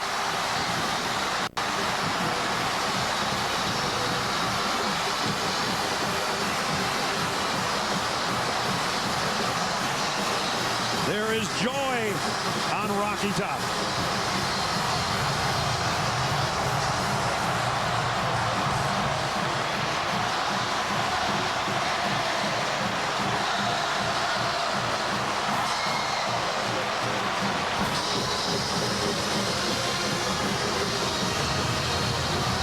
The Volunteers go to 4-0, 1-0 in conference play. Florida falls to 2-2 and 0-2 in the SEC. Down to Jenny Dell. All right, Coach, one of the greatest rivalries in college football. What does this one mean to Ball State? How much fun is this, man? God, I love it. Kids competed. Man, battled all night long. Fans were awesome. Environment's better than anything I've ever experienced. What a win. At one point, we didn't even know Hendon Hooker was healthy enough to come in. What can you say about your quarterback's performance tonight? He was electric all night long. Unbelievable job throwing the football. Used his speed opportunistically, man, and just competed, man. And everybody fed off his energy on the offensive side of the ball. Hell of an effort by him tonight. This is an incredible environment right now. But up next, you got LSU, you got Bama. What do you want the college football world to know about this program? It's just the beginning of this journey with these guys. But I absolutely love our football team, man. They compete really hard. They practice great. They love one another. This is college football as good as it gets, man. Rocky Top's back. Let's go. Go celebrate. And that's one more look at that last play, the Hail Mary. The word of the day was aggressive, and Tennessee stays aggressive by rushing 6. They blitz on the play. Only 5 men back. They're aggressive. They get to Richardson. They force the poor throw, and they take a game that got a little tighter than they thought. Kamal Haddon with the interception that capped it. And then the celebration began. And right in the middle of it, number 5, Hendon Hooker. What a classic. 52nd meeting between these two, and Tennessee wins it at home 38-33. That's going to wrap it up for Gary Danielson, Jenny Dell, Gene Steratore, our entire CBS crew. Brad Nessler saying so long from Knoxville. We'll get you back to Adam Zucker and company for the college football postgame show presented by Rocket Mortgage right after these messages. See you in Fayetteville next Saturday for the Hogs and the Tide.